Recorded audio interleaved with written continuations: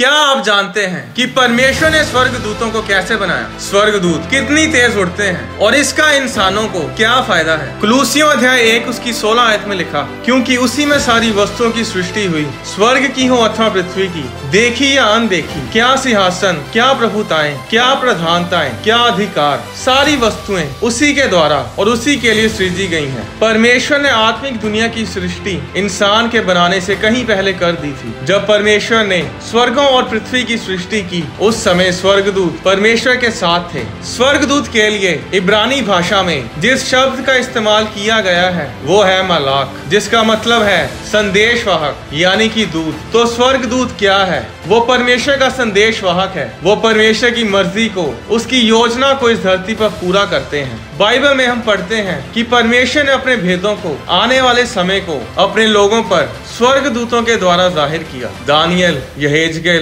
जकरिया में हम बार बार देखते हैं कि परमेश्वर का दूत आया, परमेश्वर के दूत ने दर्शन दिया और लोगों पर परमेश्वर की योजना, परमेश्वर की मर्जी को जाहिर किया। भजन संहिता अध्याय 104 उसकी 4 आयत में लिखा, परमेश्वर अपने दूतों को आत्माएं, अपने टहलुओं को धधकती आग बनाता है। स्वर्गदूत किस चीज के बने हैं? यहूदी रबी ये बताते हैं कि स्वर्गदूत 3 चीजों से बने हैं। पहला है श्वास यानी सांस, दूसरा है आग, तीसरा है रोशनी। उत्पत्ति अध्याय 2 उसकी 7 आयत में लिखा, तब यहोवा परमेश्वर ने आदम को भूमि की मिट्टी से रचा और उसके नथनों में जीवन का श्वास फूंक दिया और आदम जीवित प्राणी बन गया। आदम सिर्फ मिट्टी का पुतला ही था जब तक परमेश्वर ने अपनी सांस को उसमें फूंका नहीं। इब्रानी भाषा में श्वास यानी सांस के लिए जिस शब्द का इस्तेमाल किया गया है वो है रुआह, जिसका हिंदी में मतलब है हवा, आत्मा और सांस। 1 थिस्सलुनीकियों अध्याय 5 उसकी 23 आयत में लिखा, शांति का परमेश्वर आप ही तुम्हें पूरी रीति से पवित्र करे और तुम्हारी आत्मा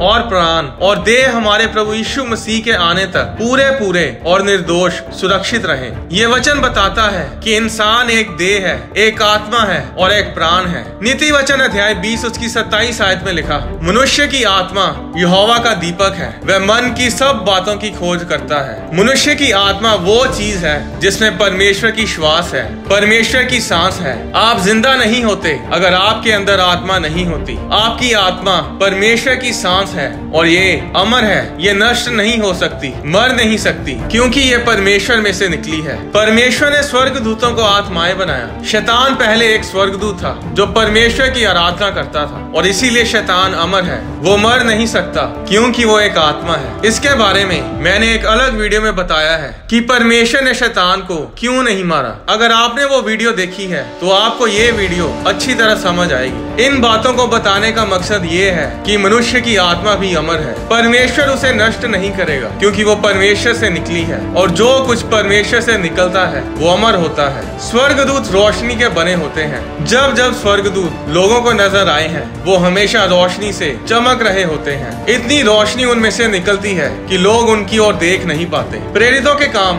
अध्याय 22 उसकी 6 आयत में जब यीशु मसीह शाऊल के सामने प्रकट होते हैं तो बाइबल बताती है कि यीशु मसीह से इतनी रोशनी, इतनी ज्योति निकल रही थी कि शाऊल उस रोशनी से अंधा हो गया था। 1 तीमुथियुस अध्याय 6 उसकी 16 आयत में लिखा, परमेश्वर अग्निमय ज्योति में रहता है और ना उसे कभी किसी मनुष्य ने देखा है और ना कभी देख सकता है। उसकी प्रतिष्ठा और राज्य युगानुयुग रहेगा, आमीन। और यही कारण है कि कोई भी इंसान परमेश्वर को उसकी पूरी महिमा में देख नहीं सकता क्योंकि परमेश्वर की रोशनी अत्यंत है, आप उसकी ओर देख नहीं सकते। जब स्वर्गदूत उड़ते हैं तो रोशनी की रफ्तार से उड़ते हैं, बल्कि रोशनी की रफ्तार से भी कहीं तेज वो उड़ सकते हैं। यहेजकेल अध्याय 1 उसकी 14 आयत में लिखा, जीवधारियों यानी स्वर्गदूतों का चलना फिरना बिजली का सा था। ये वचन बताता है कि स्वर्गदूत बिजली की तरह आ जा रहे थे। क्या आप जानते हैं कि रोशनी की रफ्तार यानी स्पीड ऑफ लाइट कितनी है? 2,99,792 किलोमीटर प्रति सेकंड, यानी कि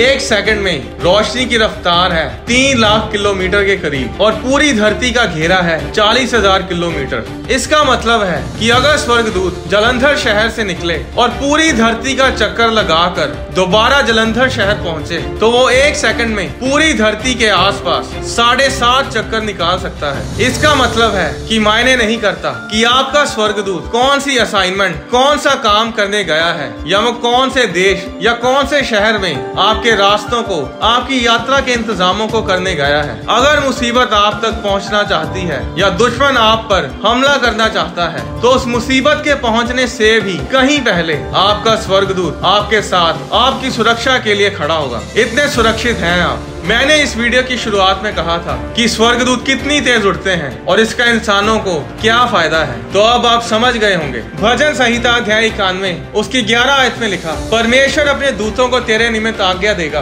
कि जहाँ कहीं तू जाए वे तेरी रक्षा करें, वे तुझको हाथों हाथ उठा लेंगे, ऐसा ना हो कि तेरे पाँव में पत्थर से ठेस लगे। इब्रानियों अध्याय 1 उसकी 14 आयत में लिखा, क्या सब स्वर्गदूत सेवा टहल करने वाली आत्माएं नहीं जो उद्धार पाने वालों के लिए सेवा टहल करने को भेजी जाती हैं। परमेश्वर जो भी करता है वो अपने स्वर्गदूतों के द्वारा करता है। आपकी प्रार्थनाओं का उत्तर स्वर्गदूत लेकर आते हैं। अगर आपने कभी स्वर्गदूतों को उड़ते देखा हो तो वो बिजली की तरह नजर आते हैं। एक बार पंजाब में एक चर्च के खिलाफ कुछ विरोधी लोगों ने षड्यंत्र रचा और उन्होंने कुछ पॉलिटिकल लोगों की मदद से एक झूठे केस में उन्होंने चर्च के सेवादारों को फंसाना चाहा। पुलिस चर्च के सेवादारों को पकड़ने के लिए चर्च के बाहर ही रहती थी कि कब किसी न किसी को पकड़े। हर कोई चर्च के खिलाफ था, पर सेवादार और कलीसिया प्रार्थना में थी। माहौल बहुत ही खराब हो चुका था और कुछ विश्वासी बहुत डरे हुए थे। और फिर एक दिन जब सेवादार रात के 10 बजे के करीब चर्च की जमीन में प्रार्थना कर रहे थे, तो अचानक कुछ लोगों ने आकाश में स्वर्गदूतों को देखा जो बिजली की तरह चर्च के ऊपर और आसपास उड़ रहे थे। वो पूरी तरह तो नजर नहीं आ रहे थे, पर उनके पंख नजर आ रहे थे और वो बिजली की तरह इधर उधर आ जा रहे थे। जब कैमरामैन कैमरा लेकर आए तब तक तो वो नजर आना बंद हो चुके थे। वो इस दृश्य को कैमरे में तो कैद नहीं कर पाए, पर उस दिन जो सेवादार डरे हुए थे वो उस डर से आजाद हो गए और सब आनंद मनाने लगे और परमेश्वर की महिमा करने लगे, क्योंकि चाहे उस दिन उनके साथ कोई नहीं था और सब खिलाफ थे, पर यहोवा परमेश्वर उनके साथ था। परमेश्वर के दूत उनके साथ थे। इससे पहले कि अराम के राजा की सेना अलीशा और उसके सेवक को आकर घेरती, उससे कहीं पहले परमेश्वर के दूतों की सेना अलीशा की रक्षा के लिए उसे घेरे हुए थी, क्योंकि बाइबल में भजन संहिता में लिखा कि यहोवा का दूत उसके डरवैयों के चारों ओर छावनी किए रहता है। परमेश्वर ने अपने दूतों को भेजा और पतरस को उस बंदी गृह से छुड़ाया। आप जहां मर्जी हो, दुनिया के किसी भी कोने में क्यों ना हो, अगर आप प्रार्थना करने वाले व्यक्ति हैं, अगर आप परमेश्वर की योजना को, परमेश्वर के काम को पूरा करने वाले व्यक्ति हैं, तो दुनिया की कोई भी ताकत आपको नीचा नहीं कर सकती। कोई भी बंधन आप पर हावी नहीं हो सकता। अगर आप बड़े ध्यान से प्रेरितों के काम अध्याय 12 उसकी 6 आयत को पढ़ें तो उसमें लिखा, जब हेरोदेस पतरस को लोगों के सामने लाने को था, तो उसी रात पतरस 2 जंजीरों से बंधा हुआ 2 सिपाहियों के बीच में सो रहा था और पहरुए द्वार पर बंदी गृह की रखवाली कर रहे थे। क्या आप जानते हैं कि अगले दिन हेरोदेस पतरस को मारने वाला था, पर फिर भी पतरस बंदी गृह में आराम से सो रहा था। ऐसा कैसे हो सकता है कि एक बंदा जो जेल में है, जिसे अगले दिन फांसी या किसी भी तरीके से मारा जाना है, वो आराम से जेल में गहरी नींद सो रहा हो। वो इतनी गहरी नींद में था कि स्वर्गदूत के आने पर भी वो सोया रहा। जब स्वर्गदूत आया तो लिखा है कि उस जेल में रोशनी चमकी, पर फिर भी पतरस सोया रहा। स्वर्गदूत को उसकी पसली पर मारकर उसे जगाना पड़ा। वो स्वर्गदूत चोरी चोरी धीरे धीरे कोई स्कीम लगाकर नहीं आया था कि चुपके से पतरस को मैं बाहर ले जाऊंगा। वो सबके सामने, पूरी जेल में सिपाहियों के सामने आ खड़ा हुआ, और तो और वो पतरस को उठाकर कहता है कि तैयार हो जा, हमें अभी निकलना है। वो स्वर्गदूत इंतजार करता है कि पतरस तैयार हो जाए। पतरस के हाथों से इतनी भारी और बड़ी जंजीरें खुलकर नीचे गिरती हैं, जिसकी आवाज तो आती है, पर सिपाही उसे सुन नहीं पाते, ना ही वो पतरस और स्वर्गदूत को देख पाते हैं। वो बड़े आराम से कितने ही दरवाजों और सिपाहियों के सामने से उस जेल से बाहर निकल आते हैं। आज भी बड़े फन्ने खा खड़े होते हैं, चर्च के खिलाफ षड्यंत्र रचते हैं, परमेश्वर के दासों के खिलाफ, मसीही लोगों के खिलाफ खड़े हो जाते हैं, उन्हें सताते हैं, उन्हें जेलों में डलवाने के लिए षड्यंत्र रचते हैं। पर वो ये नहीं जानते कि हमारा परमेश्वर शांति का राजकुमार है। हम पतरस की तरह मुसीबतों और परीक्षाओं में परमेश्वर पर भरोसा रखते हुए आराम करते हैं। आज तक बहुत लोगों ने अभिषिक्त परमेश्वर के दासों के खिलाफ बहुत षड्यंत्र रचे, पर कोई भी उनका एक भी बाल बांका नहीं कर पाया, क्योंकि परमेश्वर उनके साथ रहता है। परमेश्वर के दूत उनकी सुरक्षा के लिए उन्हें चारों ओर से घेरे रहते हैं। क्या आप जानते हैं कि परमेश्वर का आत्मा एलिया को एक जगह से दूसरी जगह उठाकर ले जाता था। प्रेरितों के काम अध्याय 8 उसकी 39 आयत में प्रभु का आत्मा फिलिपुस को उठा ले गया और वो खोजे को नजर नहीं आया। बाइबल बताती है कि फिलिपुस गायब होकर कहीं और चला गया और परमेश्वर का आत्मा उसे अशदोद तक ले आया। जिस जगह से फिलिपुस को परमेश्वर का आत्मा उठा ले गया था, वहाँ से अशदोद तक का रास्ता 55 किलोमीटर का है। 55 किलोमीटर का रास्ता उसने 1 सेकंड में तय किया। 40 आयत में लिखा, और फिलिपुस अशदोद में आ निकला और जब तक कैसरिया में ना पहुंचा तब तक नगर नगर सुसमाचार सुनाता गया। फिलिपुस वहां पहुंचकर बंटे नहीं खेल रहा था, ना ही पबजी खेल रहा था, ना ही आवारा लोगों के साथ ऐश प्रस्ती कर रहा था। वो रास्ते में जाता जाता सुसमाचार सुनाता गया। रास्ते में जाता जाता ही एक खोजे को बपतिस्मा दे गया। ऐसे बहुत से वचन बाइबल में हैं और बहुत बड़े बड़े आश्चर्य काम परमेश्वर ने अपने लोगों के जीवनों में किए हैं। परमेश्वर अपनी सामर्थ और आशीष आपके काम के हिसाब से देता है जो आप परमेश्वर के लिए करते हैं। परमेश्वर अपने दासों को गायब करके एक जगह से दूसरी जगह उन्हें मशहूर करने के लिए नहीं ले गया, ना ही किसी को इम्प्रेस करने के लिए ले गया था। ऐसा इसीलिए हुआ क्योंकि उस समय सुसमाचार प्रचार करने के लिए कोई साधन नहीं था, कोई टीवी नहीं था, कोई रेडियो नहीं था, कोई इंटरनेट नहीं था, आने जाने के लिए तेज गाड़ियां नहीं थी, हवाई जहाज नहीं थे। और परमेश्वर ने उन लोगों की जरूरत के हिसाब से उन्हें आशीषित किया, उन्हें ऊंचा किया, उन्हें सामर्थ से भरा और बड़े बड़े काम परमेश्वर ने उनके जीवनों में और उनके द्वारा किए। अगर परमेश्वर का काम करने के लिए आपको हवाई जहाज की जरूरत है तो परमेश्वर आपको देगा। अगर परमेश्वर के काम को सपोर्ट करने के लिए आपको बिजनेस चाहिए तो परमेश्वर आपको देगा। आपकी ऐश प्रस्ती के लिए, वचन तोड़ने के लिए, लड़कियों के साथ घूमने के लिए परमेश्वर आपको बिजनेस नहीं देगा। अगर परमेश्वर के काम को करने के लिए, उसकी महिमा के लिए आप उससे मांगोगे तो परमेश्वर सब कुछ मुहैया करेगा। परमेश्वर आपकी असाइनमेंट के हिसाब से आपको आशीषित करता है। अगर परमेश्वर के लिए आपकी असाइनमेंट बड़ी है तो आशीष भी बड़ी ही होगी। जब आप परमेश्वर के काम को करने के लिए कोई कदम उठाओगे, परमेश्वर खुद ब खुद आपके इंतजामों को करेगा, वो आपकी हदों को बढ़ाएगा। मैंने अपनी पिछली वीडियो में सिर्फ थोड़ा सा बताया था कि अगर परमेश्वर ने चाहा तो मैं आने वाले समय में बाइबल पर आधारित मूवीज प्रोड्यूस करूंगा और दुनिया के कोने कोने से मुझे मैसेजेस आ रहे हैं कि वो इस प्रोजेक्ट का हिस्सा बनना चाहते हैं। यहाँ तक कि फिल्म इंडस्ट्री से VFX आर्टिस्ट, एक्टर्स के मैसेजेस आ रहे हैं कि जब आप प्रोजेक्ट स्टार्ट करें तो हमें भी इस प्रोजेक्ट में शामिल करें। क्या जरूरत थी परमेश्वर को अपना स्वर्गदूत भेजकर पतरस को बचाने की? मरने के बाद तो पतरस ने परमेश्वर के पास ही चले जाना था। क्यों परमेश्वर ने पतरस को बचाया?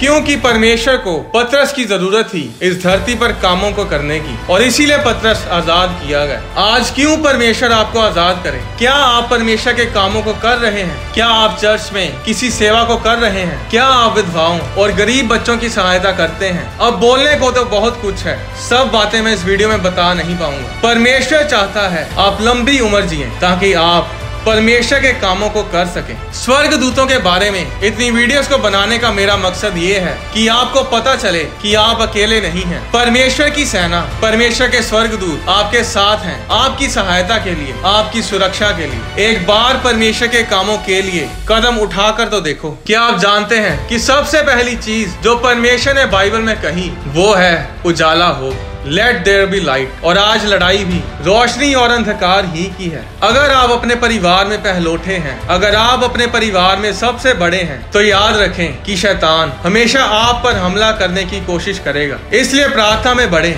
इसके बारे में मैं एक अलग वीडियो में आपको बताऊंगा। जो लोग अपने परिवारों में बड़े होते हैं, जो पहलोठे बच्चे होते हैं, आप उन्हें हमेशा संघर्ष करते देखेंगे अगर वो प्रार्थना में नहीं है, क्योंकि शैतान पहलोठों पर अपनी आंख लगाकर रखता है। क्योंकि बाइबल बताती है कि पहला फल परमेश्वर का होता है। आपका पहला बच्चा पूरी तरह परमेश्वर को समर्पित होना चाहिए। चलो इसके बारे में मैं एक अलग वीडियो में आपको बताऊंगा। अगर परमेश्वर बलवा करने वाले लोगों को, राजाओं को खत्म कर देता था, परमेश्वर के दूत उन्हें खत्म कर देते थे, तो परमेश्वर शैतान को खत्म क्यों नहीं करता? कुलूसियों अध्याय 1 उसकी 16 में लिखा है, क्योंकि उसी में सारी वस्तुओं की सृष्टि हुई, स्वर्ग की हो अथवा पृथ्वी की, देखी या अनदेखी, क्या सिंहासन, क्या प्रभुताएं, क्या प्रधानताएं, क्या अधिकार, सारी वस्तुएं उसी के द्वारा और उसी के लिए सृजी गई है। परमेश्वर ने आत्मिक दुनिया इंसान के बनाने से कहीं पहले बना दी थी। आदि में जब परमेश्वर ने स्वर्गों और पृथ्वी की सृष्टि की तो उस समय स्वर्गदूत भी वहाँ मौजूद थे।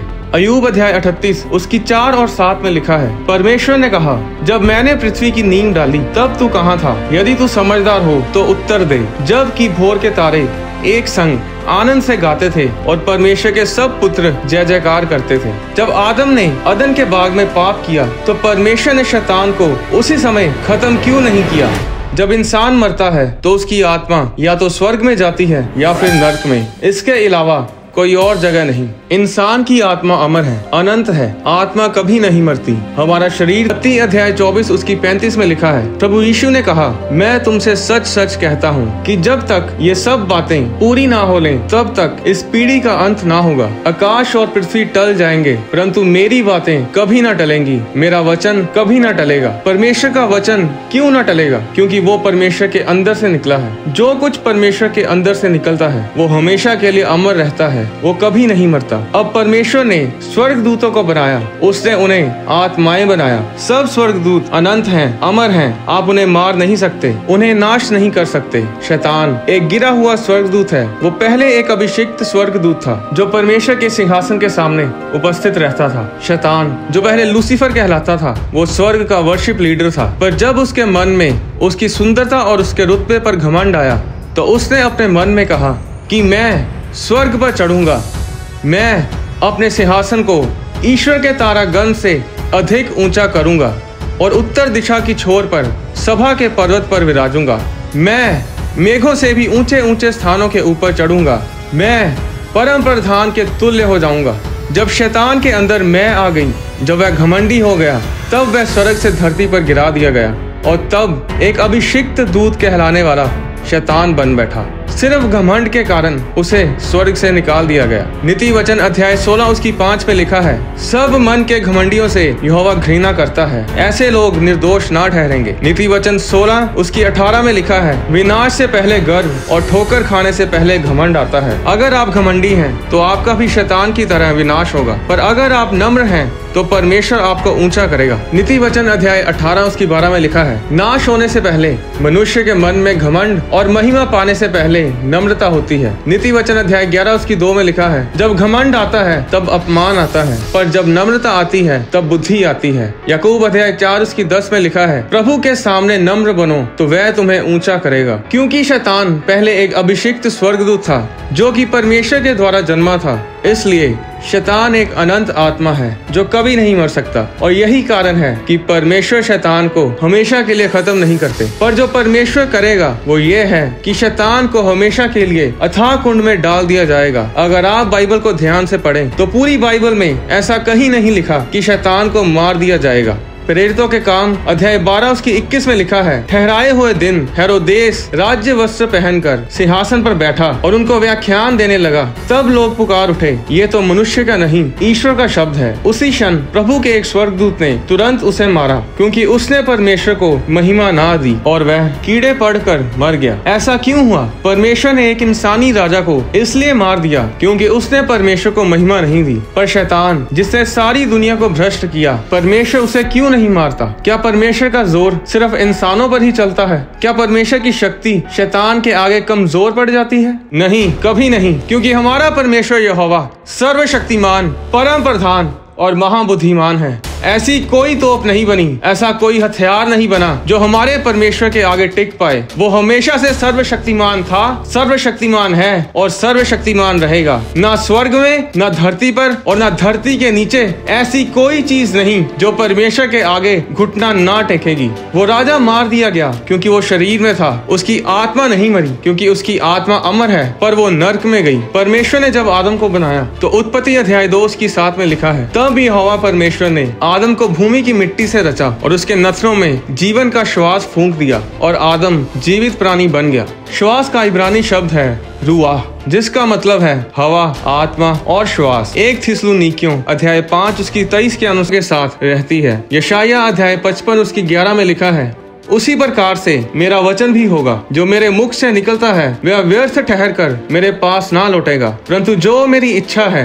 उसे वह पूरा करेगा, और जिस काम के लिए मैंने उसे भेजा है उसे वह सफल करेगा। इब्रानियन अध्याय 4 उसकी 12 में लिखा है, क्योंकि परमेश्वर का वचन जीवित और प्रबल है, हर एक दो धारी तलवार से भी बहुत चौखा है, और प्राण और आत्मा को और गांठ गांठ और गूदे गूदे को अलग करके आर पार छेदता है, और मन की भावनाओं और विचारों को जांचता है। तो वचन परमेश्वर के अंदर से आता है, और इसीलिए वो अमर रहता है, वह कभी नहीं मरता। इसलिए अगर वचन में लिखा है कि यीशु मसीह के कोड़े खाने से तुम चंगे हो चुके हो, तो इसका मतलब है कि तुम चंगे हो चुके हो। ये हो चुका है, इसे कोई नहीं बदल सकता। अगर परमेश्वर ने कहा कि धर्मी जन धन्य होगा और उसका भला ही होगा, उसके घर के भीतर की स्त्री फलवंत दाखलता सी होगी, उसकी मेज के चारों ओर उसके बालक जलपाई के पौधे से होंगे, वह अपने नाती पोतों को देखने पाएगा, वह लंबी आयु जी कर अपने पूरे बुढ़ापे में जाएगा, तो नर्क के किसी भी शैतान में इतनी हिम्मत नहीं कि इस वचन को खत्म कर सके। अगर परमेश्वर ने कह दिया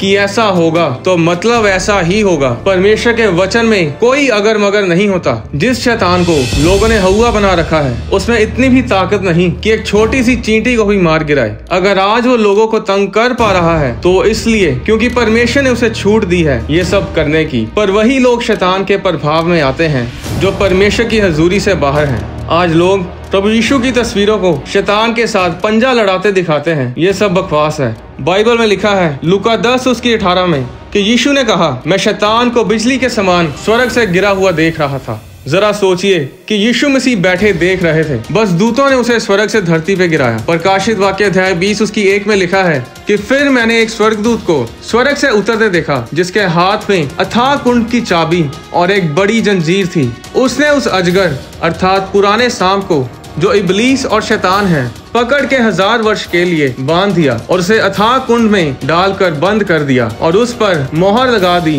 कि वह 1000 वर्ष के पूरे होने तक जाति जाति के लोगों को फिर ना भरमाए। इस वचन में ये नहीं लिखा गया कि फिर माइकल, जो सारे स्वर्गदूतों की सेना का प्रधान है, शैतान से लड़ा और बहुत भारी जंग हुई और उसने फिर शैतान को बांधा और अथाह कुंड में डाल दिया। ऐसा नहीं लिखा गया। इस वचन में लिखा है कि एक स्वर्गदूत, सिर्फ एक साधारण स्वर्गदूत, उस शैतान को, जो पुराना सांप है, जो इबलीस है, उसे पकड़ के 1000 वर्ष के लिए अथाह कुंड में बंद कर देगा। आज लोग शैतान से इसलिए डरते हैं क्योंकि परमेश्वर के साथ उनका कोई संबंध नहीं है। अब शैतान मर नहीं सकता, इसका मतलब ये नहीं कि आपको शैतान से डरना चाहिए। लूका अध्याय 10 उसकी 19 में लिखा है, देखो मैंने तुम्हें सांपों और बिच्छुओं को रोनने का और शैतान की सारी सामर्थ्य पर अधिकार दिया है, और किसी वस्तु से तुम्हें कुछ हानि ना होगी। अगर परमेश्वर ने कहा कि मेरे विश्वास करने वालों में ये चिन्ह होंगे कि वे मेरे नाम से दुष्ट आत्माओं को निकालेंगे, नई नई भाषा बोलेंगे, सांपों को उठा लेंगे, और यदि वे प्राण नाशक वस्तु पी भी जाएं, तो भी उनकी कुछ हानि ना होगी। वे बीमारों पर हाथ रखेंगे और वे चंगे हो जाएंगे। अगर परमेश्वर ने ये कहा है तो ऐसा ही होगा। पर सवाल ये है कि क्या आप एक विश्वासी हैं? क्या आपका और मेरा कोई स्वर्गदूत है? अगर आपका और मेरा स्वर्गदूत है तो वो कैसा दिखाई देता है? बाइबल मेरे स्वर्गदूत के बारे में क्या कहती है? मैं कैसे अपने स्वर्गदूत को देख सकता हूँ, उससे बात कर सकता हूँ? जो किताबों और तस्वीरों में दिखाया जाता है कि स्वर्गदूत छोटे छोटे बच्चे से होते हैं जिनके हाथों में धनुष पकड़े होते हैं। स्वर्गदूत ऐसे बिल्कुल भी नहीं होते। जिन स्वर्गदूतों के बारे में हम बाइबल में पढ़ते हैं वो बड़े शक्तिशाली योद्धा होते हैं, जिनकी हजूरी उन लोगों को डरा देती है जब वो किसी के सामने आते हैं। स्वर्गदूत सच में होते हैं, और अगर आप एक विश्वासी हैं तो वो आपके जीवन में एक महत्वपूर्ण हिस्सा है। इब्रानियन अध्याय 1 उसकी 14 आयत में लिखा है कि क्या सब स्वर्गदूत सेवा टहल करने वाली आत्माएं नहीं, जो उद्धार पाने वालों के लिए सेवा को भेजी जाती हैं? परमेश्वर अपने स्वर्गदूतों के द्वारा आपकी रक्षा और आपका छुटकारा करता है, और स्वर्गदूत आपकी सेवा में लगे रहते हैं। भजन संहिता अध्याय 34 उसकी 7 आयत में लिखा है कि यहोवा के डरवैयों के चारों ओर उसका दूत छावनी किए हुए उनको बचाता है। भजन संहिता अध्याय 91 उसकी 9, 10 और 11 आयत में लिखा है कि जो लोग परमेश्वर को अपना उद्धारकर्ता ग्रहण करते हैं, जो परमेश्वर के वचन उसकी आज्ञाओं में बने रहते हैं, उन पर कोई विपत्ति ना पड़ेगी, ना कोई दुख उनके डेरे के निकट आएगा, क्योंकि परमेश्वर अपने दूतों को उनके निमित्त आज्ञा देगा कि जहाँ कहीं वे जाएं, स्वर्गदूत उनकी रक्षा करें। इसमें ये नहीं लिखा कि परमेश्वर अपने एक दूत को आज्ञा देगा कि वे तुम्हारी रक्षा करें। करें। इसमें लिखा है कि परमेश्वर अपने दूतों को आज्ञा देगा कि वे आपकी रक्षा करें। 2 राजा उसके 19 अध्याय में हम पढ़ते हैं कि जब अशूरियों का राजा सेनाक्रेब परमेश्वर के लोगों के खिलाफ आ खड़ा हुआ तो परमेश्वर ने अपने दूत को भेजा और उस दूत ने रातों रात अशूरियों की छावनी में 1,85,000 पुरुषों को मारा। और भोर को जब लोग उठे तब देखा कि सब तरफ लाशें ही लाशें पड़ी हैं। तब अशूर का राजा वापस लौट गया। वो राजा नगर में प्रवेश तो क्या, एक तीर भी परमेश्वर के लोगों के खिलाफ मार नहीं पाया। जरा सोचिए कि एक स्वर्गदूत एक रात में 1,85,000 पुरुष मारने की ताकत रखता है तो दूतों का दल कितने लाख मार सकता है। जरा सोचिए कि कितने सुरक्षित हैं आप, कितना प्यार परमेश्वर आपसे करता है। स्वर्गदूत हमेशा आपकी सेवा में हाजिर रहते हैं, पर आप उन्हें आत्मिक आंखों से ही देख सकते हैं। और यही बात अलीशा अपने दास को बता रहा था जब उन्हें अरामी सेना ने घेर लिया था। 2 राजा अध्याय 6 में हम पढ़ते हैं कि एक बार परमेश्वर के दास अलीशा को अराम के राजा की सेना ने रात को आकर घेर लिया। सुबह जब अलीशा का दास उठा तो क्या देखता है कि घोड़ों और रथों समेत एक दल नगर को घेरे हुए पड़ा है। तब उस दास ने अलीशा से कहा, हाय मेरे स्वामी, हम क्या करें। अलीशा ने कहा, मत डर, क्योंकि जो हमारी ओर हैं वे उनसे अधिक हैं जो उनकी ओर हैं। तब एलीशा ने ये प्रार्थना की, हे यहोवा, इसकी आंखें खोल दे कि ये देख सके। तब यहोवा ने सेवक की आंखें खोल दी और उसने देखा कि एलीशा के चारों ओर का पहाड़ अग्नि में घोड़ों और रथों से भरा हुआ है। हम बाइबल में देखते हैं कि स्वर्गदूत हमेशा से ही परमेश्वर की योजनाओं और परमेश्वर के मकसद को पूरा करते आए हैं और वो कभी रिटायर नहीं होते। वो आज भी काम में लगे हुए हैं जिस तरह वह शुरू से लगे हुए हैं। ये धरती स्वर्गदूतों से भरी पड़ी है। क्या आपका कोई स्वर्गदूत है? हाँ, आपका स्वर्गदूत है और वो बिल्कुल आप ही की तरह दिखता है। अगर आपके शरीर पर कोई निशान है तो उस स्वर्गदूत पर भी वो निशान है। प्रकाशित वाक्य अध्याय 1 उसकी 1 आयत में लिखा है, यीशु मसीह का प्रकाशित वाक्य जो उसे परमेश्वर ने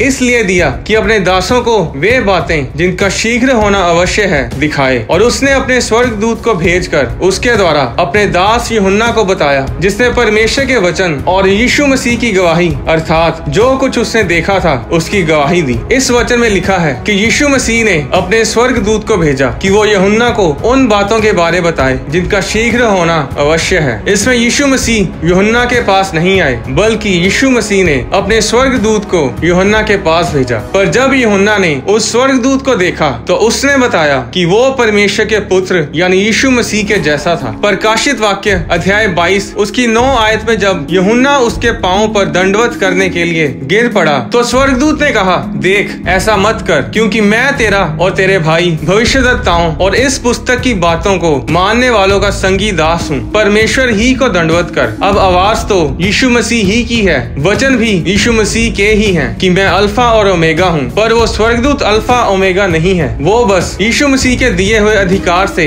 यीशु मसीह की जगह पर बात कर रहा था। प्रेरितों के काम अध्याय 12 उसकी 6 में लिखा, जब हेरोदेस पतरस को लोगों के सामने लाने को था, उसी रात पतरस जंजीरों से बंधा हुआ 2 सिपाहियों के बीच सो रहा था और पहरुए द्वार पर बंदीगृह की रखवाली कर रहे थे। तो देखो, प्रभु का एक स्वर्गदूत आ खड़ा हुआ और उस कोठरी में ज्योति चमकी और उसने पतरस की पसली पर हाथ मार के उसे जगाया और कहा, उठ जल्दी कर। और उसके हाथों से जंजीर खुलकर गिर पड़ी। तब स्वर्गदूत ने उससे कहा, कमर बांध और अपने जूते पहन ले। उसने वैसा ही किया। फिर उसने उससे कहा, अपना वस्त्र पहनकर मेरे पीछे हो ले। वह निकल कर उसके पीछे हो लिया, परंतु ये ना जानता था कि जो कुछ स्वर्गदूत कर रहा है वह सच है, वरन ये समझा कि मैं दर्शन देख रहा हूँ। अब बंदीगृह से छुड़ाए जाने के बाद जब पतरस यूहन्ना की माता मरियम के घर आया, जहाँ बहुत से लोग इकट्ठे होकर प्रार्थना कर रहे थे, जब उसने फाटक की खिड़की खटखटाई तो रूदे नामक एक दासी देखने को आई। पतरस का शब्द पहचान कर उसने आनंद के मारे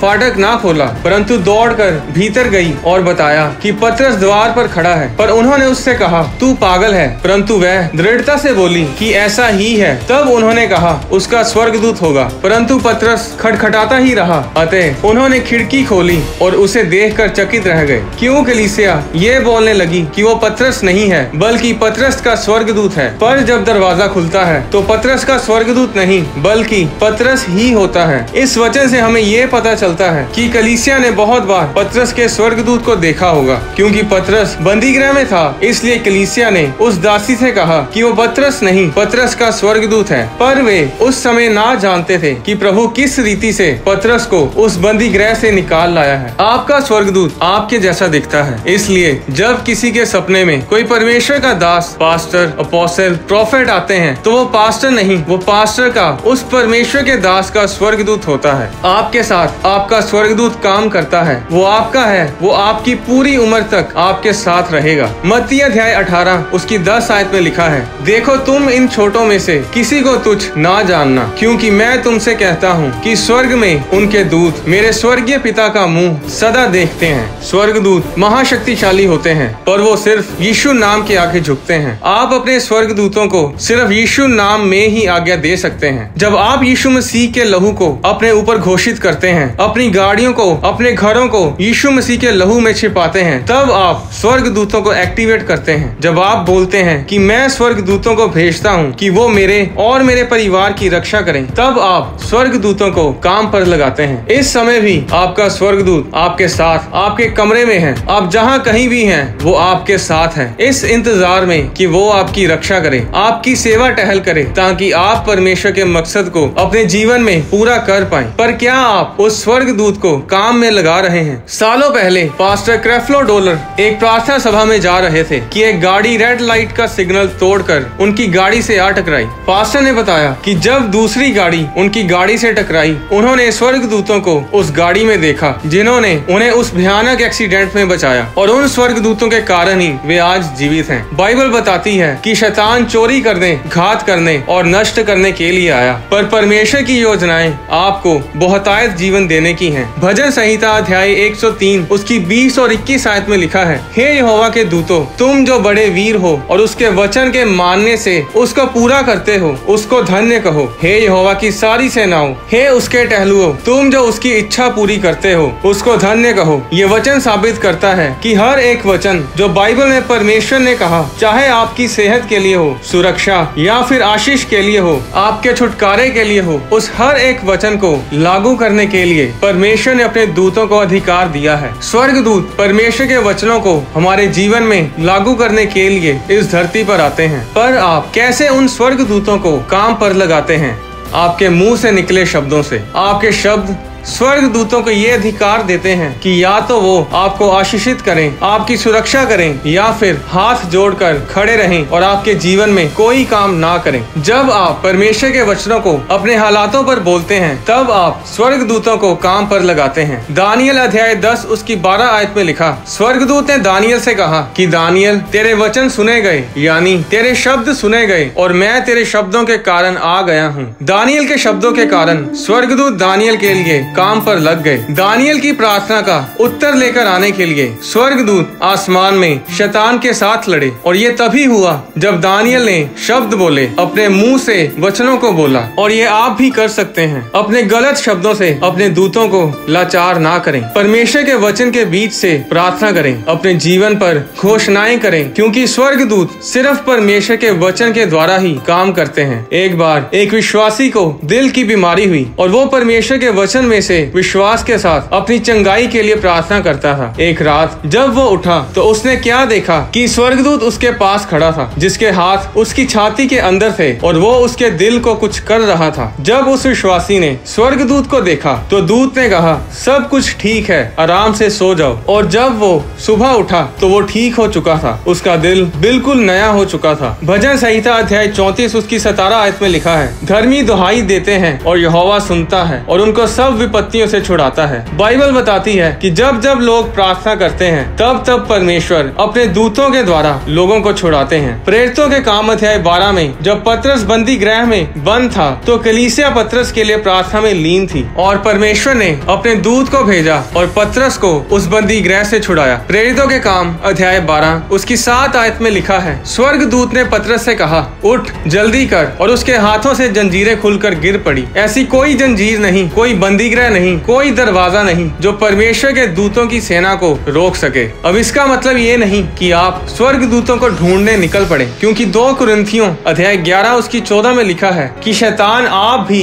ज्योतिर्मय स्वर्ग दूत का रूप धारण करता है। शैतान चालाक है और वो स्वर्ग दूत का रूप धारण करके आपको मूर्ख बना सकता है। आज बहुत से अच्छे विश्वासी इसलिए भी भटके हुए हैं क्योंकि उन्हें परमेश्वर की आवाज और शैतान की आवाज में अंतर नहीं पता। भजन संहिता अध्याय 138 उसकी 2 आयत में लिखा है कि परमेश्वर ने अपने वचन को अपने बड़े नाम से अधिक महत्व दिया है। परमेश्वर कभी भी अपने वचन से बाहर जाकर कुछ नहीं करता। अगर परमेश्वर ने अपने वचन में कहा कि अपने माता पिता की इज्जत करो तो तुम लंबी उम्र को पाओगे, तो परमेश्वर कभी भी आपसे ये नहीं कहेगा कि अपने माता पिता की इज्जत ना करो। कोई भी आवाज, कोई भी जन अगर आपको परमेश्वर के वचन के खिलाफ आपकी अगुवाई करता है तो वो परमेश्वर की ओर से नहीं है, वो शैतानी है। हर एक भविष्यवाणी, हर एक रेवलेशन की परमेश्वर के वचन में से पुष्टि करें, परमेश्वर के वचन में और परमेश्वर की पहचान में बढ़ें। जब याकूब ने स्वप्न देखा कि एक सीढ़ी पृथ्वी पर खड़ी है और उसका सिरा स्वर्ग तक पहुंचा है और परमेश्वर के दूत उस पर से चढ़ते उतरते हैं, तो वो स्वर्गदूत उस सीढ़ी पर क्या कर रहे थे?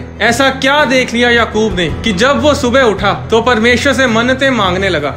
उत्पत्ति अध्याय 28 उसकी 12 आयत में लिखा है, तब उसने स्वप्न में क्या देखा कि एक सीढ़ी पृथ्वी पर खड़ी है और उसका सिरा स्वर्ग तक पहुंचा है और परमेश्वर के दूत उस पर से चढ़ते उतरते हैं। बाइबल की गहरी स्टडी बताती है कि वो सीढ़ी उस मोराया पहाड़ पर खड़ी थी जहां पर अब्राहम इसहाक को कुर्बान करने के लिए ले गया था। वो सीढ़ी का ढांचा आम सीढ़ी के जैसा नहीं था, वो स्पाइरल शेप में थी, यानी कि वो चक्करदार सीढ़ी थी। एक राजा अध्याय 6 में हम पढ़ते हैं कि राजा सुलेमान ने किस तरह परमेश्वर के भवन का निर्माण किया। जो भवन राजा सुलेमान ने यहोवा के लिए बनाया उसकी लंबाई 60 हाथ, चौड़ाई 20 हाथ और ऊंचाई 30 हाथ की थी। बनाते समय भवन ऐसे पत्थरों का बनाया गया जो वहां ले आने से पहले गढ़ कर ठीक किए गए थे और भवन के बनते समय हथौड़े, बसूली या और किसी प्रकार के लोहे के औजार का शब्द कभी सुनाई नहीं पड़ा। बाहर की बीच वाली कोठरियां का द्वार भवन की दाहिनी ओर था और लोग चक्करदार सीढ़ियों पर होकर बीच वाली कोठरियों में जाते और उनसे ऊपर वाली कोठरियों पर जाया करते थे। जब हम यूनिवर्स को देखते हैं तो क्या आप जानते हैं कि सारा यूनिवर्स, सारा ब्रह्मांड चक्करदार है, वो स्पाइरल शेप में है। मिल्की वे गैलेक्सी स्पाइरल है। इस यूनिवर्स की सभी गैलेक्सीज स्पाइरल शेप में ही है। 1 कुरिन्थियों अध्याय 6 उसकी 19 आयत में लिखा है, क्या तुम नहीं जानते कि तुम्हारी देह पवित्र आत्मा का मंदिर है जो तुम में बसा हुआ है, हमारा शरीर परमेश्वर का भवन है। उत्पत्ति अध्याय 28 उसकी 16 आयत में लिखा है, तब याकूब जाग उठा और कहने लगा, निश्चय इस स्थान में यहोवा है और मैं इस बात को ना जानता था। और भय खाकर उसने कहा, ये स्थान क्या ही भयानक है, ये तो परमेश्वर के भवन को छोड़ और कुछ नहीं हो सकता, वरन ये स्वर्ग का फाटक यानी दरवाजा ही होगा। अगर आप इंसान के डीएनए को देखें, उसका आकार डबल हेलिक्स की तरह होता है, यानी कि एक चक्करदार सीढ़ी की तरह। तो परमेश्वर ने आपके भवन में यानी कि आपके शरीर में डीएनए को डाला जिसका आकार चक्करदार सीढ़ी की तरह है। वो परमेश्वर का घर आप हैं और वो सीढ़ी आपका डीएनए है। और आज जब आप बपतिस्मा लेते हैं तो आप शरीर और लहू से नहीं बल्कि आत्मा से जन्म लेते हैं, यानी कि आपका डीएनए उस दिन बदलता है जिस दिन आप परमेश्वर को अपना उद्धारकर्ता ग्रहण करते हैं और बपतिस्मा लेते हैं। इसीलिए जो लोग उन बीमारियों से पीड़ित हैं जो उनके पुरखाओं से चलती आ रही हैं, जो उनके डीएनए में है, जो उनके जीन्स में है, वो उन बीमारियों से तभी शिफा पा सकते हैं अगर वो बपतिस्मा लें और परमेश्वर को अपना उद्धारकर्ता ग्रहण करें। सुलेमान ने परमेश्वर का भवन उसी जगह पर बनाया जहां पर वो अनदेखी सीढ़ी स्वर्ग तक जाती थी। ऐसा क्या देख लिया याकूब ने उस सीढ़ी पर कि सुबह उठते ही याकूब ने ये वाचा बांधी कि यदि परमेश्वर मेरे संग रहकर इस यात्रा में मेरी रक्षा करे और मुझे खाने के लिए रोटी और पहनने के लिए कपड़ा दे और मैं अपने पिता के घर में कुशल क्षेम से लौट आऊं, तो यहोवा मेरा परमेश्वर ठहरेगा और ये पत्थर जिसका मैंने खंबा खड़ा किया है परमेश्वर का भवन ठहरेगा। और जो कुछ तू तू मुझे दे उसका दशमांश मैं अवश्य ही तुझे दिया करूंगा। ऐसा क्या देखा याकूब ने उस सीढ़ी पर कि याकूब दशमांश के बारे में बोलने लगा, क्योंकि उसने उस सीढ़ी पर स्वर्ग दूतों को दशमांश ऊपर स्वर्ग में ले जाते देखा। स्वर्ग दूत परमेश्वर के भवन से दशमांश स्वर्ग में ले जा रहे थे और स्वर्ग से आशीषें नीचे लेकर आ रहे थे। अब लोग बोलेंगे कि स्वर्ग दूत भला हमारे दशमांश को कैसे स्वर्ग में लेकर जाते हैं, ऐसा तो हो ही नहीं सकता। इब्रानिया अध्याय 7 उसकी 8 आयत में लिखा है, यहाँ तो मरणहार मनुष्य 10वां अंश लेते हैं, पर वहाँ वही लेता है जिसकी गवाही दी जाती है कि वह जीवित है। इब्रानियों की पुस्तक बताती है कि जब हम दशमांश देते हैं तो वो हम किसी चर्च या मिनिस्ट्री को नहीं देते, बल्कि वो उस चर्च उस मिनिस्ट्री के जरिए हम परमेश्वर को देते हैं और परमेश्वर उसे स्वर्ग से ग्रहण करता है। याकूब ने देखा कि वो जगह आने वाले समय में परमेश्वर का घर होगी और यहीं पर सब दशमांश और दान चढ़ाए जाएंगे और यही वो जगह होगी जहाँ परमेश्वर अपनी आशीषों को उन लोगों पर भेजेगा जो दशमांश और दान देंगे। जब आप अपने दशमांश अपने दान परमेश्वर के भवन में देते हैं तो परमेश्वर कहता है कि मैं अपने स्वर्ग दूत को भेजूंगा उस दशमांश को लेने के लिए जो धूप के धुएं के समान परमेश्वर के सामने पहुंचेगा। प्रकाशित वाक्य अध्याय 8 उसकी 4 में लिखा, उस धूप का धुआं पवित्र लोगों की प्रार्थनाओं सहित स्वर्ग दूत के हाथ से परमेश्वर के सामने पहुंच गया। परमेश्वर अपने दूतों को फिर आज्ञा देगा कि अपनी आशीषों को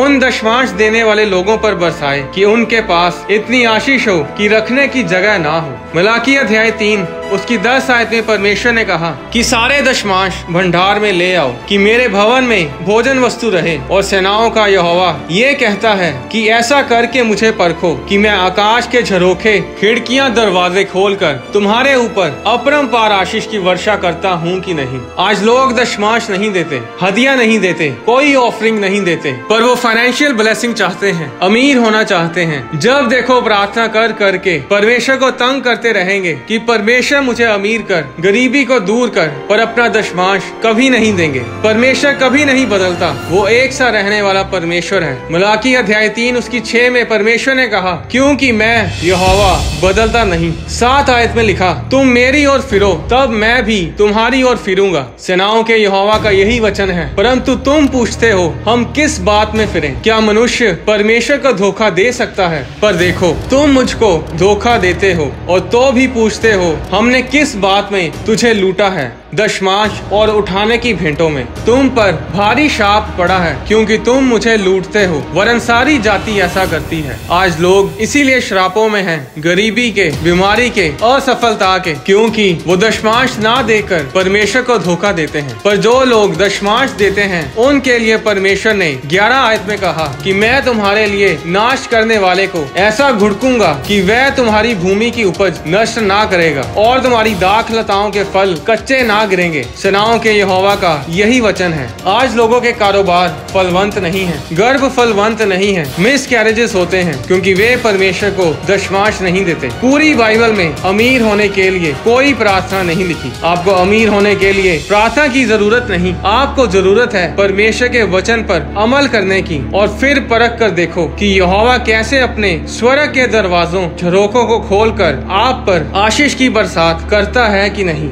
आज लोग अमीर होना चाहते हैं पर दशमांश देना नहीं चाहते, चंगे तो होना चाहते हैं पर प्रार्थना करना नहीं चाहते, रोजे रखना नहीं चाहते। इस काम के लिए उन्होंने पास्टर को रखा हुआ है, खुद प्रार्थना नहीं करेंगे, मुंह उठाकर चर्च में पास्टर के पास चले आएंगे कि हाथ रख दो, प्रार्थना कर दो, पर खुद कुछ नहीं करेंगे। अगर आप अपने दशमांश नहीं देंगे आप कभी भी अपने फाइनेंस में आशीषित नहीं हो पाएंगे। 5,000 कमाकर 4,000 अपने इलाज पर लगा दिया तो उस कमाई का क्या फायदा? पर जब 5,000 कमाकर 500 भवन में दोगे तो परमेश्वर आपकी फजूल खर्ची को डांटेगा, आपके रोगों को चंगा करेगा और बाकी आप सुन ही चुके हैं। आज जिस फास्ट फूड रेस्टोरेंट में जाकर आप पॉपकॉर्न चिकन खाते हैं उस KFC के मालिक कर्नल सैंडर्स ने एक इंटरव्यू में बताया कि जब मैंने चिकन बिजनेस शुरू करना था तो मैंने परमेश्वर से कहा कि परमेश्वर अगर आप इस बिजनेस को सफल करेंगे तो मैं ये हमेशा ध्यान रखूंगा कि आपका मिशन, आपका काम पूरे जोर से हो। कर्नल सैंडर्स ने इंटरव्यू में बताया कि उनका टाइथ, उनका दशमांश हमेशा परमेश्वर के भवन में जाता था। वे हमेशा अपना टाइथ और भेंटों में वफादार, गरीब, जरूरतमंदों,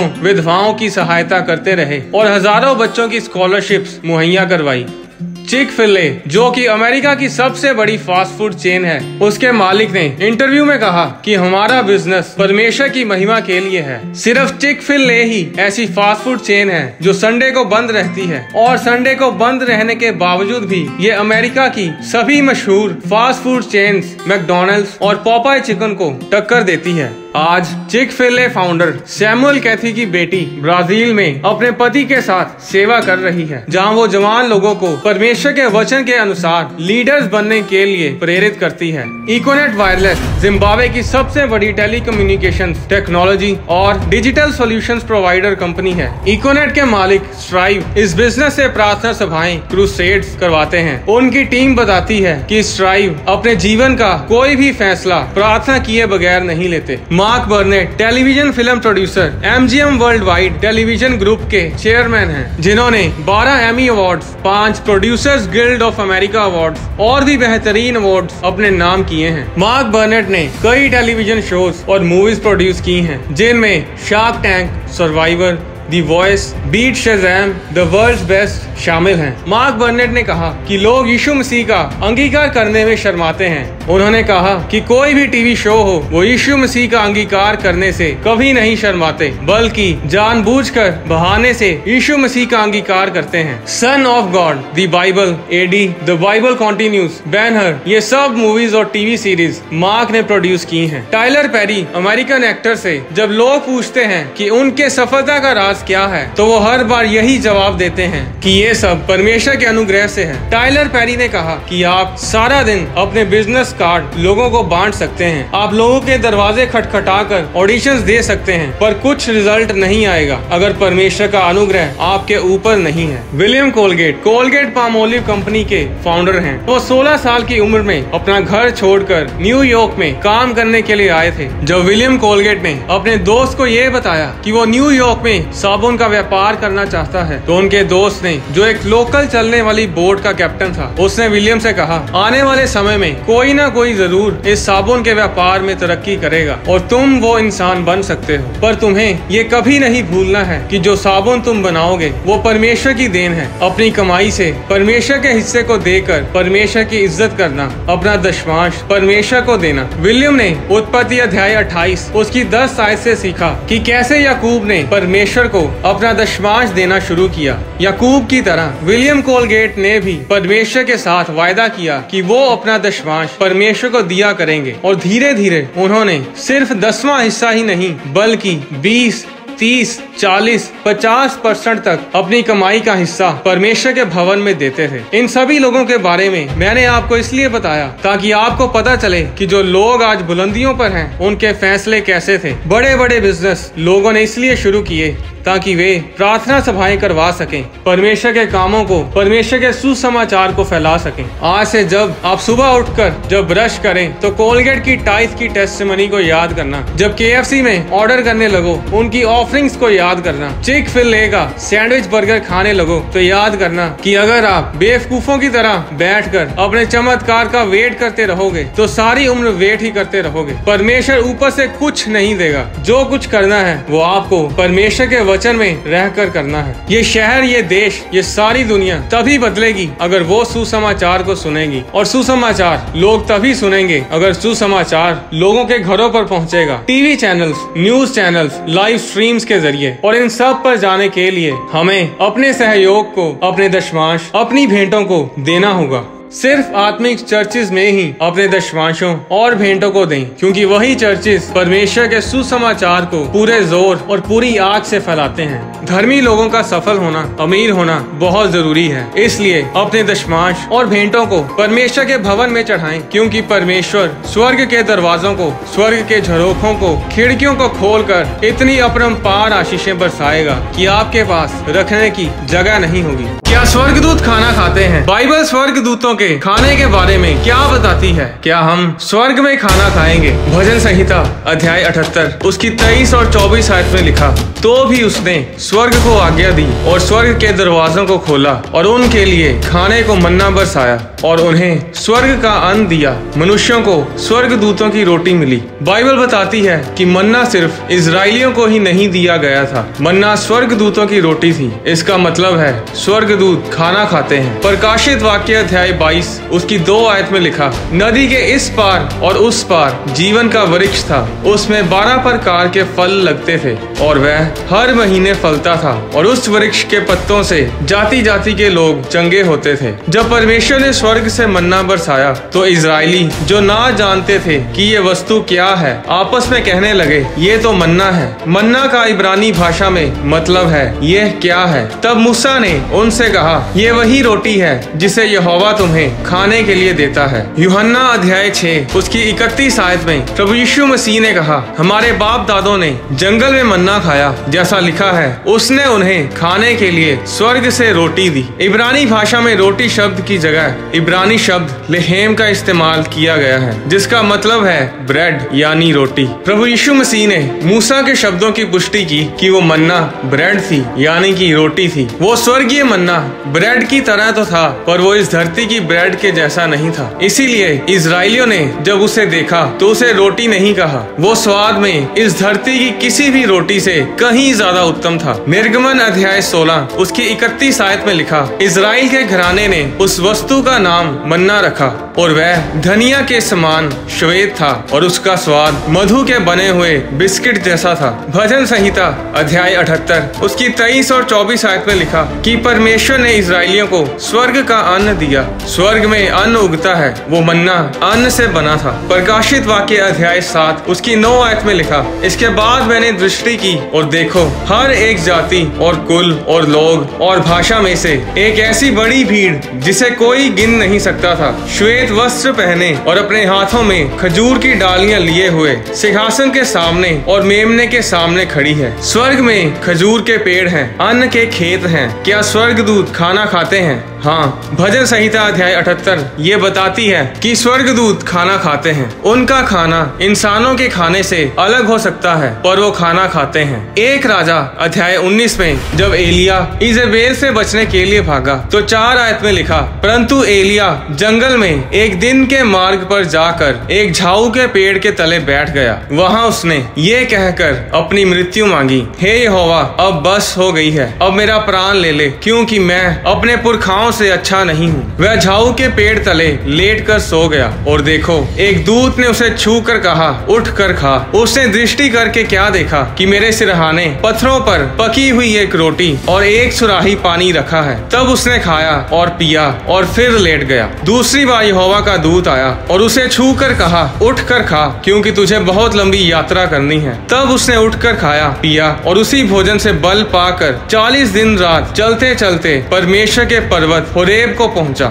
एलिया ने ऐसा क्या खाया कि उसने इतना बल पा लिया कि 40 दिन 40 रात बिना कुछ खाए पिए चलता हुआ परमेश्वर के पर्वत होरेब तक पहुंच गया। जो रोटी और पानी एलीशा ने खाया और पिया वो कोई आम खाना नहीं था, वो स्वर्ग से आया था। स्वर्ग दूत ने उस खाने को पकाया और एलिया को खाने को दिया। स्वर्ग सिर्फ ऐसी जगह नहीं कि जहाँ पर आपको सफेद कपड़े दे दिए जाएंगे और एक साज आपको बजाने के लिए दे दिया जाएगा कि यहाँ बैठ जाओ और हमेशा के लिए साज बजाते जाओ और परमेश्वर की आराधना करते जाओ। प्रकाशित वाक्य अध्याय 4 उसकी 4 में लिखा, उस सिंहासन के चारों ओर 24 सिंहासन हैं और उन सिंहासनों पर 24 प्राचीन श्वेत वस्त्र पहने हुए बैठे हैं और उनके सिरों पर सोने के मुकुट हैं। इसका मतलब ये नहीं है कि हमेशा के लिए वो उन सिंहासन पर बैठे रहते हैं। अगर आप प्रकाशित वाक्य को पढ़ें तो पूरे प्रकाशित वाक्य में स्वर्ग में गतिविधियां होती दिखाई देती हैं। कोई भी स्वर्ग में खाली नहीं बैठा, हर एक का कोई ना कोई काम है। उत्पत्ति अध्याय 2 उसकी 12 आयत में लिखा, तब यहोवा परमेश्वर ने आदम को लेकर अदन की वाटिका में रख दिया कि वह उसमें काम करे और उसकी रक्षा करे। काम करना अदन के बाग का हिस्सा था। यह इंसान की जिंदगी का एक अहम हिस्सा था। परमेश्वर खुद काम करता है। परमेश्वर इस दुनिया को बनाकर रिटायर नहीं हुआ। यूहन्ना अध्याय 5 उसकी 17 आयत में प्रभु यीशु ने कहा, मेरा पिता अब तक काम करता है और मैं भी काम करता हूँ। यीशु मसीह को काम करने से संतुष्टि मिलती थी। यूहन्ना अध्याय 4 उसकी 34 आयत में प्रभु यीशु ने कहा, मेरा भोजन ये है कि अपने भेजने वाले की इच्छा के अनुसार चलूं और उसका काम पूरा करूं। परमेश्वर काम करता है और हम जो परमेश्वर की समानता में बनाए गए हैं, हमें भी परमेश्वर ने काम करने के लिए बनाया है। लूका अध्याय 6 उसकी 21 आयत में प्रभु यीशु ने कहा, धन्य हो तुम जो अब भूखे हो, क्योंकि तृप्त किए जाओगे। धन्य हो तुम जो अब रोते हो, क्योंकि हंसोगे। धन्य हो तुम जब मनुष्य के पुत्र के कारण लोग तुमसे बैर करेंगे और तुम्हें निकाल देंगे और तुम्हारी निंदा करेंगे और तुम्हारा नाम बुरा जानकर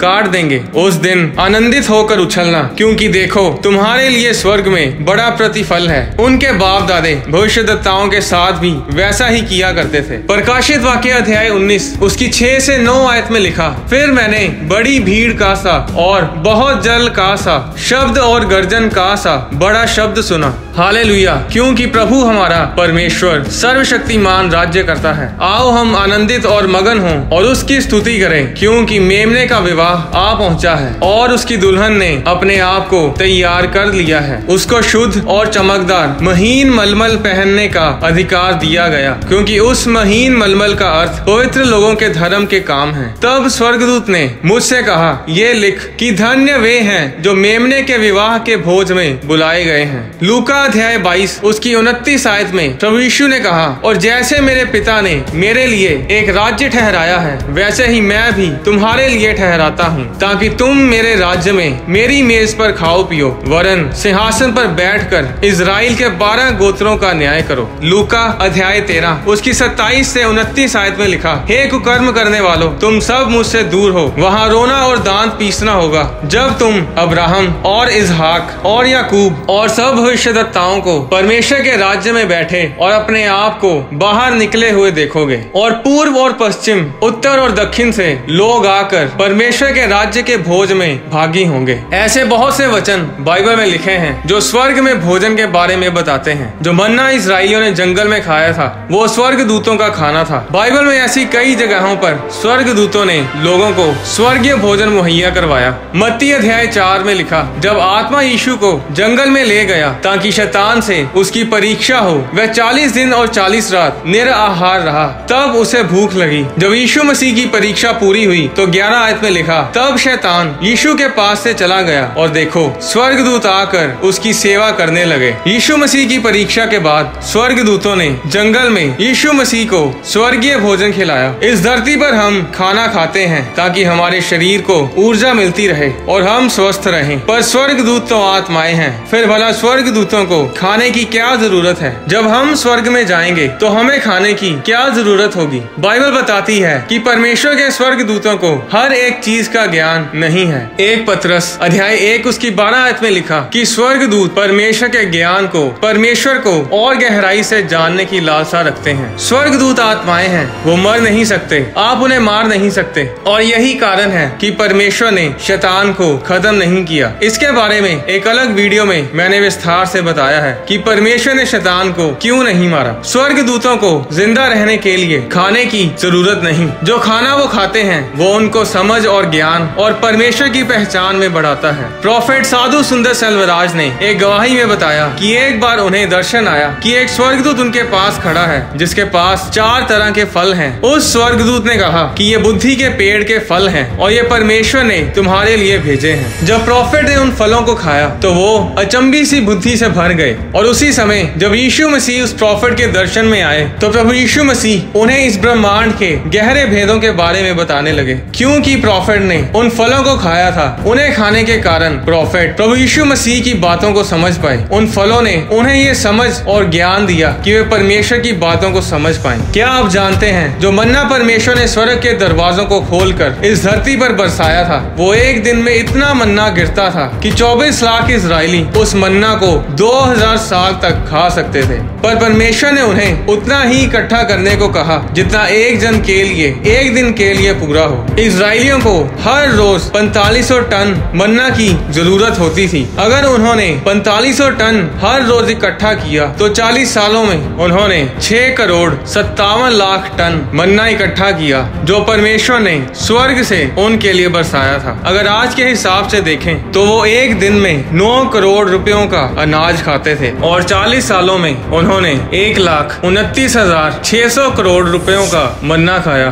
जो परमेश्वर ने स्वर्ग के दरवाजों को खोलकर उन पर बरसाया था। उत्पत्ति अध्याय 7 उसकी 11 और 12 आयत में लिखा, जब नूह की आयु के 600वें वर्ष के दूसरे महीने का 70वां दिन आया, उसी दिन बड़े गहरे समुद्र के सब सोते फूट निकले और स्वर्ग के झरोखे, स्वर्ग के दरवाजे खुल गए और वर्षा 40 दिन और 40 रात निरंतर पृथ्वी पर होती रही। 19 आयत में लिखा, जल पृथ्वी पर अत्यंत बढ़ गया, यहाँ तक कि सारी धरती पर जितने बड़े बड़े पहाड़ थे सब डूब गए। बाइबल बताती है कि जब स्वर्ग के दरवाजे खुलते हैं तो जो कुछ उसमें से आता है वो बहुत भारी मात्रा में आता है। मलाकी अध्याय 3 उसकी 10 आयत में परमेश्वर ने कहा कि सारे दशमांश भंडार में ले आओ कि मेरे भवन में भोजन वस्तु रहे। और सेनाओं का यहोवा ये कहता है कि ऐसा करके मुझे परखो कि मैं आकाश के झरोखे तुम्हारे लिए खोलकर तुम्हारे ऊपर अपरंपार आशीष की वर्षा करता हूँ कि नहीं। जब परमेश्वर अपने लोगों पर आशीष बरसाता है तो वो इतनी भारी मात्रा में होती है कि उसे रखने की जगह नहीं होती। स्वर्गदूत खाना खाते हैं, हम भी स्वर्गीय खाना खाएंगे, प्रभु के भोज में प्रभु की मेज से खाएंगे। पर ये तभी होगा अगर हम स्वर्ग जाएंगे, और स्वर्ग जाने का रास्ता सिर्फ यीशु मसीह है। अगर आपने यीशु मसीह को अपना उद्धारकर्ता ग्रहण नहीं किया तो आप स्वर्ग नहीं जा पाएंगे। फिर आप नर्क में जाएंगे, जहाँ रोना और दांतों का पीसना होगा, जहाँ कोई खाना पीना नहीं मिलेगा, जहाँ पर हमेशा के लिए आप तड़पते रहेंगे। तो अब आपको फैसला करना है कि आपने कहाँ जाना है। क्या आप जानते हैं कि आप कई बार स्वर्गदूतों से मिलते हैं और आपको पता भी नहीं होता कि वो स्वर्गदूत है? क्या आपके साथ कभी ऐसा हुआ है कि कोई अनजान व्यक्ति आपकी सहायता करता है और चला जाता है, वो फिर कभी आपको नजर नहीं आता?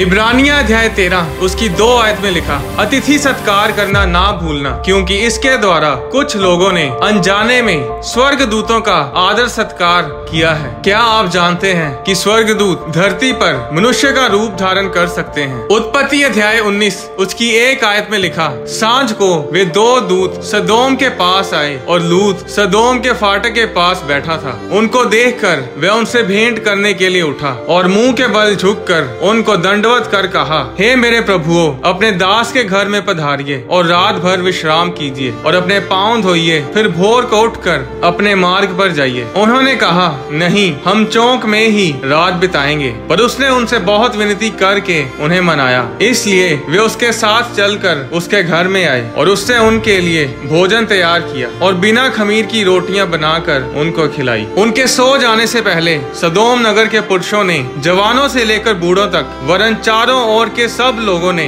आकर उस घर को घेर लिया और लूत को पुकार कर कहने लगे, जो पुरुष आज रात को तेरे पास आए हैं वे कहाँ हैं? उनको हमारे पास बाहर ले आ कि हम उनसे भोग करें। तब लूत उनके पास द्वार के बाहर गया और किवाड़ को अपने पीछे बंद करके कहा, हे मेरे भाइयों, ऐसी बुराई ना करो। सुनो, मेरी 2 बेटियां हैं जिन्होंने अब तक पुरुष का मुंह नहीं देखा। इच्छा हो तो मैं उन्हें तुम्हारे पास बाहर ले आऊं और तुमको जैसा अच्छा लगे वैसा व्यवहार उनसे करो, पर इन पुरुषों से कुछ ना करो, क्योंकि ये मेरी छत तले आए हैं। उन्होंने कहा, हट जा। फिर वे कहने लगे, तू एक परदेशी होकर यहाँ रहने के लिए आया, पर अब न्यायी भी बन बैठा है, इसलिए अब हम उनसे भी अधिक तेरे साथ बुराई करेंगे। और वे उस पुरुष लूत को बहुत दबाने लगे और किवाड़ तोड़ने के लिए निकट आए। तब उन अतिथियों ने हाथ बढ़ाकर लूत को अपने पास घर में खींच लिया और किवाड़ को बंद कर दिया। और उन्होंने क्या छोटे क्या बड़े सब पुरुषों को जो घर के द्वार पर थे अंधा कर दिया।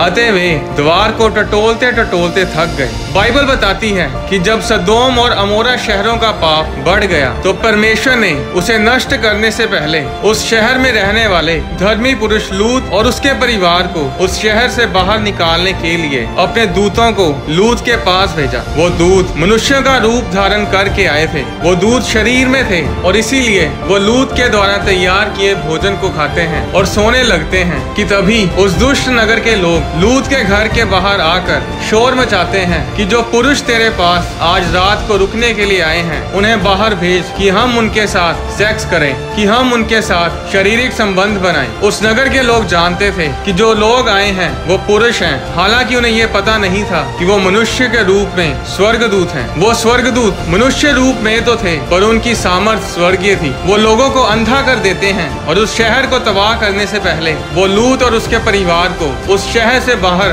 भेज देते हैं। उत्पत्ति अध्याय 32 उसकी 24 आयत में लिखा, और याकूब आप अकेला रह गया। तब कोई पुरुष आकर पो फटने तक उससे मल युद्ध करता रहा। जब उसने देखा कि मैं याकूब पर प्रबल नहीं होता, तब उसकी जांघ की नस को छुआ और याकूब की नस उससे मल युद्ध करते ही करते चढ़ गई। जिस स्वर्गदूत से याकूब मल युद्ध कर रहा था वो मनुष्य जैसे शरीर में था और इसीलिए वो उसके साथ मल युद्ध कर पाया। अगर वो दूत आत्मा में होता तो याकूब आत्मा के साथ मल युद्ध नहीं कर पाता। 1 कुरिन्थियों अध्याय 15 उसकी 39 आयत में लिखा, सब शरीर एक समान नहीं। मनुष्यों का शरीर और है, पशुओं का शरीर और है, पक्षियों का शरीर और है, मछलियों का शरीर और है। स्वर्गीय देह है और पार्थिव देह भी है, परंतु स्वर्गीय देहों का तेज और है और पार्थिव का और। बाइबल बताती है कि स्वर्गीय देह अलग है और संसारिक देह अलग है। संसारिक देह को हम देख सकते हैं पर स्वर्गीय देह को हम देख नहीं सकते जब तक परमेश्वर उन्हें देखने के लिए हमारी आंखों को नहीं खोलता। 2 राजा अध्याय 6 में हम देखते हैं कि अराम का राजा एलीशा भविष्यद्वक्ता को पकड़ने के लिए अपनी सेना को भेजता है। 2 राजा अध्याय 6 उसकी 13 आयत में लिखा, राजा ने कहा,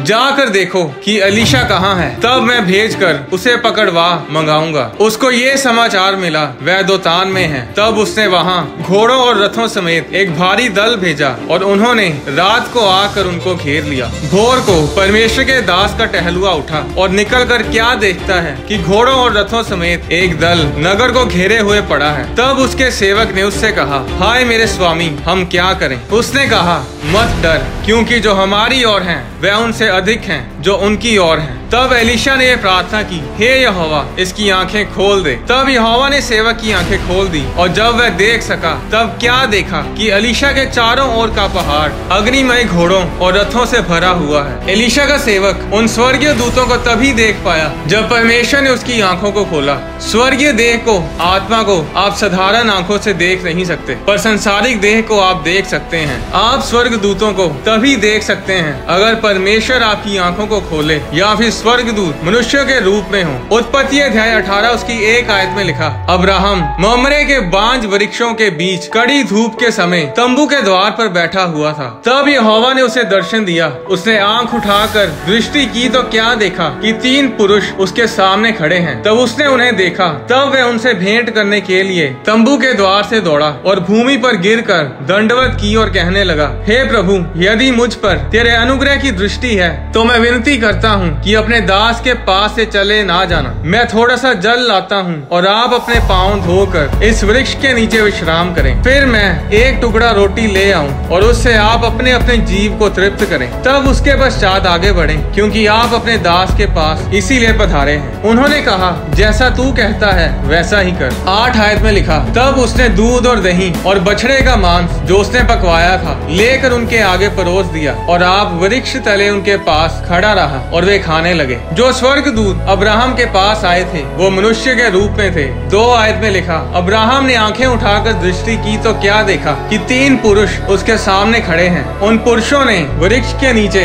आराम किया और खाना खाया। आप स्वर्गीय देह को तभी देख सकते हैं अगर परमेश्वर आप पर उनको जाहिर करे, पर संसारिक देह को आप ऐसे ही देख सकते हैं जैसे आप अपने आसपास की चीजों को देखते हैं। गिनती अध्याय 22 में हम पढ़ते हैं कि बलाम राजा बालाक के पास जा रहा था और रास्ते में परमेश्वर का दूत उसका रास्ता रोक कर खड़ा हो जाता है। बिलाम की गधी उस स्वर्गदूत को देखती है पर बिलाम उस स्वर्गदूत को देख नहीं पाता। जब यहोवा ने गधी का मुंह खोला तो वो बिलाम से बात करने लगती है और तभी यहोवा बिलाम की आंखें खोलता है और वो यहोवा के दूत को हाथ में नंगी तलवार लिए खड़ा देखता है। जो दूत स्वर्गीय देह में हो उन्हें आप तभी देख सकते हैं अगर परमेश्वर उन्हें आप पर जाहिर करे। मरकुस अध्याय 16 उसकी 5 आयत में लिखा, कब्र के भीतर जाकर उन्होंने एक जवान को श्वेत वस्त्र पहने हुए दाहिनी ओर बैठे देखा और बहुत चकित हुई। उसने उनसे कहा, चकित मत हो, तुम यीशु नासरी को जो क्रूस पर चढ़ाया गया था ढूंढती हो। वह जी उठा है, यहाँ नहीं है। लूका अध्याय 24 उसकी 2 आयत में लिखा, उन्होंने पत्थर को कब्र पर से लुढ़का हुआ पाया पर भीतर जाकर प्रभु यीशु का शव ना पाया। जब वे इस बात से भौचक्की हो रही थी तो देखो 2 पुरुष झलकते वस्त्र पहने हुए उनके पास आ खड़े हुए। प्रेरितों के काम अध्याय 1 उसकी 9 आयत में लिखा, ये कहकर यीशु मसीह उनके देखते देखते ऊपर उठा लिया गया और बादल ने उसे उनकी आंखों से छिपा लिया। उसके जाते समय जब वे आकाश की ओर ताक रहे थे तो देखो 2 पुरुष श्वेत वस्त्र पहने हुए उनके पास आ खड़े हुए और उनसे कहा, हे गलीली पुरुषों, तुम क्यों खड़े आकाश की ओर देख रहे हो? यही यीशु जो तुम्हारे पास से स्वर्ग पर उठा लिया गया है, जिस रीति से तुमने उसे स्वर्ग को जाते देखा है, उसी रीति से वह फिर आएगा। इन सभी वचनों में स्वर्ग दूतों के रूप को मनुष्यों के जैसा बताया गया है। कहीं पर पुरुष लिखा गया है और कहीं पर जवान। स्वर्ग दूत मनुष्य के रूप में प्रकट होकर लूत के पास आए और उनके साथ विश्राम किया और खाना खाया। उत्पत्ति अध्याय 6 उसकी 1 आयत में लिखा, फिर जब मनुष्य भूमि के ऊपर बहुत बढ़ने लगे और उनके बेटियां उत्पन्न हुई, तब परमेश्वर के पुत्रों ने मनुष्य की पुत्रियों को देखा कि वे सुंदर हैं और उन्होंने जिस जिसको चाहा उनसे विवाह कर लिया। तब यहोवा ने कहा, मेरा आत्मा मनुष्य से सदा लो विवाद करता ना रहेगा, क्योंकि मनुष्य भी शरीर ही है। उसकी आयु 120 वर्ष की होगी। उन दिनों में पृथ्वी पर दानव रहते थे और इसके पश्चात जब परमेश्वर के पुत्र मनुष्य की पुत्रियों के पास गए, तब उनके द्वारा जो पुत्र उत्पन्न हुए वे शूरवीर होते थे, जिनकी कीर्ति प्राचीन काल से प्रचलित है। बाइबल बताती है कि नूह के समय जो जल प्रलय आई थी, उससे पहले भी धरती पर दानव रहते थे और जल प्रलय के बाद भी धरती पर दानव थे। वो दानव तब पैदा हुए जब परमेश्वर के पुत्र मनुष्य की पुत्रियों के पास गए। मनुष्य दानव पैदा नहीं कर सकते। जो दानव पैदा हुए थे वो उन स्वर्ग दूतों के बच्चे थे जिन्होंने मनुष्य की पुत्रियों के साथ विवाह किया था। गोलियत उन दानवों में से एक था जिसे दाऊद ने मारा था। दानवों के बारे में एक अलग वीडियो में मैं आपको विस्तार से बताऊंगा। इब्रानियों अध्याय 13 उसकी 2 आयत में लिखा, अतिथि सत्कार करना ना भूलना, क्योंकि इसके द्वारा कुछ लोगों ने अनजाने में स्वर्ग दूतों का आदर सत्कार किया है। आप नहीं जानते कि जब कोई आपके पास सहायता के लिए आता है या आपके घर कोई मेहमान आता है, वो स्वर्गदूत है या कोई इंसान। बाइबल बताती है कि लोग कई बार जाने अनजाने में स्वर्ग दूतों का आदर सत्कार कर देते हैं। कोई भी स्वर्गदूत अपनी मर्जी से आपके पास नहीं आता, वो परमेश्वर की मर्जी से आपके पास भेजा जाता है। और जब परमेश्वर स्वर्ग दूतों को आपके पास भेजता है तो वो आपके छुटकारे के लिए, आपकी आशीष के लिए, आपको अगले लेवल पर लेकर जाने के लिए उन स्वर्ग दूतों को आपके पास भेजता है। बाइबल में ऐसा कई बार हुआ कि जब लोगों ने स्वर्ग दूतों को नाराज किया, उसका अपमान किया और उन्हें उसका खामियाजा भुगतना पड़ा। अब्राहम ने उन अतिथियों का, उन स्वर्गदूतों का आदर सत्कार किया और परमेश्वर ने उसे बच्चे के साथ आशीषित किया। लूत ने उन अतिथियों का, उन स्वर्गदूतों का आदर सत्कार किया और लूत और उसका परिवार बचाया गया। बाइबल अतिथि सत्कार के बारे में बहुत गहराई से बयान करती है और ये विषय बहुत ही बड़ा है। इसके बारे में मैं एक और वीडियो में आपको बताऊंगा। आज लोगों के पास स्वर्गदूत आते हैं पर वो उन्हें पहचान नहीं पाते और अपना चमत्कार गवा बैठते हैं। अगर आपका संबंध परमेश्वर के साथ अच्छा नहीं है, अगर आप परमेश्वर के वचन पर अपना जीवन व्यतीत नहीं करते, तो आप स्वर्गदूतों को कभी देख नहीं पाएंगे। स्वर्गदूत उन लोगों के जीवन में काम करते हैं जो परमेश्वर के कामों को करते हैं, जिन्होंने अपने जीवन को परमेश्वर की सेवा के लिए अर्पण किया है, जो इसीलिए जीते हैं ताकि परमेश्वर का सुसमाचार फैलाया जाए, परमेश्वर का नाम महिमा पाए। आने वाली वीडियोस में मैं आपको बताऊंगा कि धरती पर दानव कैसे आए। क्या आप जानते हैं जब किसी के अंदर दुष्ट आत्मा जाहिर होती है तो वो जल्दी अपना नाम नहीं बताती। ऐसा क्या है नाम में कि परमेश्वर ने नाम को इतना बड़ा महत्व दिया है। यीशु मसीह का नाम धरती पर यीशु मसीह ही क्यों है? क्या आप जानते हैं कि कुछ स्वर्गदूत मनुष्यों की तरह धरती पर रहते हैं जो परमेश्वर के द्वारा दिए गए विशेष कामों को करते हैं? कहीं आप वो स्वर्गदूत तो नहीं? स्वर्गदूत कौन होते हैं? लोग सोचते हैं स्वर्गदूत स्वर्गीय प्राणी होते हैं जिनके पंख होते हैं, पर सभी स्वर्गदूतों के पंख नहीं होते। स्वर्गदूत कई प्रकार के होते हैं। बाइबल बताती है कि युद्ध करने वाले स्वर्गदूत हैं, सेवा टहल करने वाले स्वर्गदूत हैं, समाचार लेकर आने वाले स्वर्गदूत होते हैं। बाइबल एक और स्वर्गदूतों के बारे में बताती है जो गुप्त होते हैं और वो धरती पर रहते हैं। पर वो कौन है? धरती पर रहने वाले स्वर्गदूत मनुष्य शरीर में रहते हैं। वो परमेश्वर के धरती पर रहने वाले स्वर्गदूत हैं। ये स्वर्गदूत बाकी के स्वर्गदूतों से अलग होते हैं, पर ये भी स्वर्गदूत ही हैं। पुराना नियम इब्रानी भाषा में लिखा गया था और इब्रानी भाषा में स्वर्गदूत के लिए जिस शब्द का इस्तेमाल किया गया है वो है मालाक, यानी परमेश्वर का दूत। नया नियम यूनानी भाषा में लिखा गया था और यूनानी भाषा में जो शब्द स्वर्गदूत के लिए इस्तेमाल किया गया है वो है एंगेलोस, यानी परमेश्वर का दूत। पुराने नियम में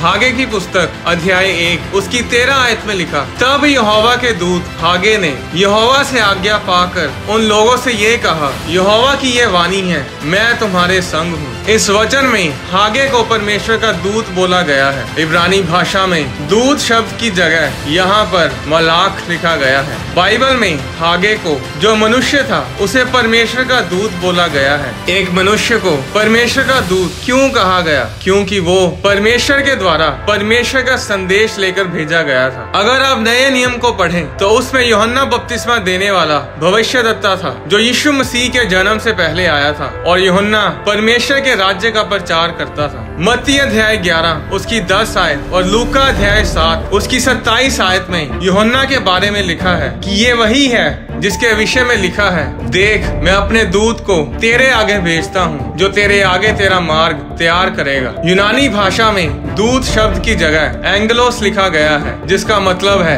एंजल, यानी कि स्वर्गदूत। हागे और यूहन्ना बपतिस्मा दाता दोनों मनुष्य थे, मांस और खून के शरीर में थे। फिर भी बाइबल में इन दोनों को स्वर्गदूत यानी एंजल्स बोला गया है। इन दोनों के लिए उसी शब्द का इस्तेमाल किया गया है जो परमेश्वर के दूसरे स्वर्गदूतों के लिए इस्तेमाल किया गया है। ऐसा क्यों? स्वर्गदूत वो होता है जो परमेश्वर के द्वारा भेजा जाता है। स्वर्गदूत संदेश वाहक होता है, वो संदेश लेकर आता है। स्वर्गदूत का मतलब होता है एम्बेसडर, दूत जो परमेश्वर की ओर से एक विशेष काम के लिए भेजा जाता है। वो इस दुनिया का तो नहीं होता पर इस दुनिया के लिए भेजा जाता है, उन लोगों के लिए जो इस धरती पर रहते हैं। तो ये गुप्त स्वर्गदूत कौन है? ये वो हैं जो यीशु मसीह में नया जीवन ले चुके हैं, जो आत्मा से जन्मे हैं। अगर आप यीशु मसीह पर विश्वास करते हैं तो आप नया जन्म प्राप्त कर चुके हैं और आप परमेश्वर के स्वर्गीय दूत हैं। यूहन्ना अध्याय 1 उसकी 12 आयत में लिखा, परंतु जिन्होंने उसे ग्रहण किया उसने उन्हें परमेश्वर की संतान होने का अधिकार दिया, अर्थात उन्हें जो उसके नाम पर विश्वास रखते हैं। वे ना तो लहू से, ना शरीर से, ना शरीर की इच्छा से, ना मनुष्य की इच्छा से, परंतु परमेश्वर से पैदा हुए हैं। अगर आप यीशु मसीह पर विश्वास करते हैं तो आप परमेश्वर की संतान हैं। आप इस धरती के नहीं हैं, आप स्वर्ग के हैं। आप परमेश्वर के बेटे बेटियां हैं। हम धरती के नहीं हैं, हम स्वर्ग के वासी हैं। बाइबल में लिखा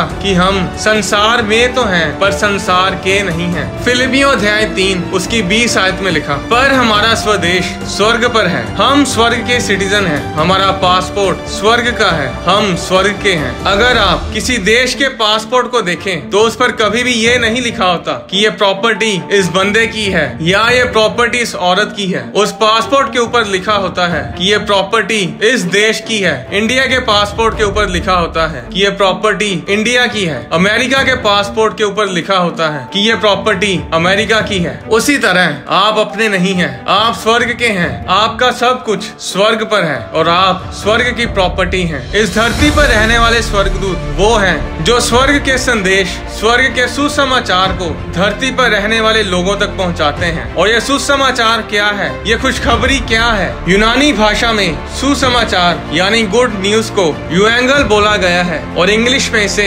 इवेंजल बोला जाता है, जिससे एवेंजलिज्म शब्द निकला है। एवेंजलिज्म शब्द के बीच में एंजल आता है। ऐसा क्यों? क्योंकि यही काम एक एंजल का होता है। स्वर्गदूत स्वर्ग के संदेश को लेकर आता है। तो जब आप परमेश्वर के इस बोझ को लेते हैं, जब आप परमेश्वर के इस काम को अपनाते हैं और परमेश्वर के सुसमाचार को दूसरों तक पहुंचाते हैं, तो आप परमेश्वर के धरती वाले स्वर्गदूत बन जाते हैं। आप एक गुप्त स्वर्गदूत बन जाते हैं। अपनी जिंदगी को लाचारों की तरह, बेचारों की तरह ये सोचकर व्यतीत ना करें कि आप इस धरती के हैं। अपने जीवन को ऐसे जियो जैसे कि आप परमेश्वर के द्वारा दिए गए काम को कर रहे हैं। इस दुनिया में तो हैं पर इस दुनिया के नहीं हैं। अब आप इस धरती के नहीं हो, आप नया जन्म ले चुके हो। अब आप स्वर्ग के सिटीजन हो, स्वर्ग के एम्बेसडर हो। पुराने नियम में जो राजा का दूत होता था उन पर कोई हाथ नहीं डालता था। जब राजा अपना समाचार देकर, अपना संदेश देकर किसी के पास अपने दूत को भेजता था तो लोग उस दूत की उसी तरह इज्जत करते थे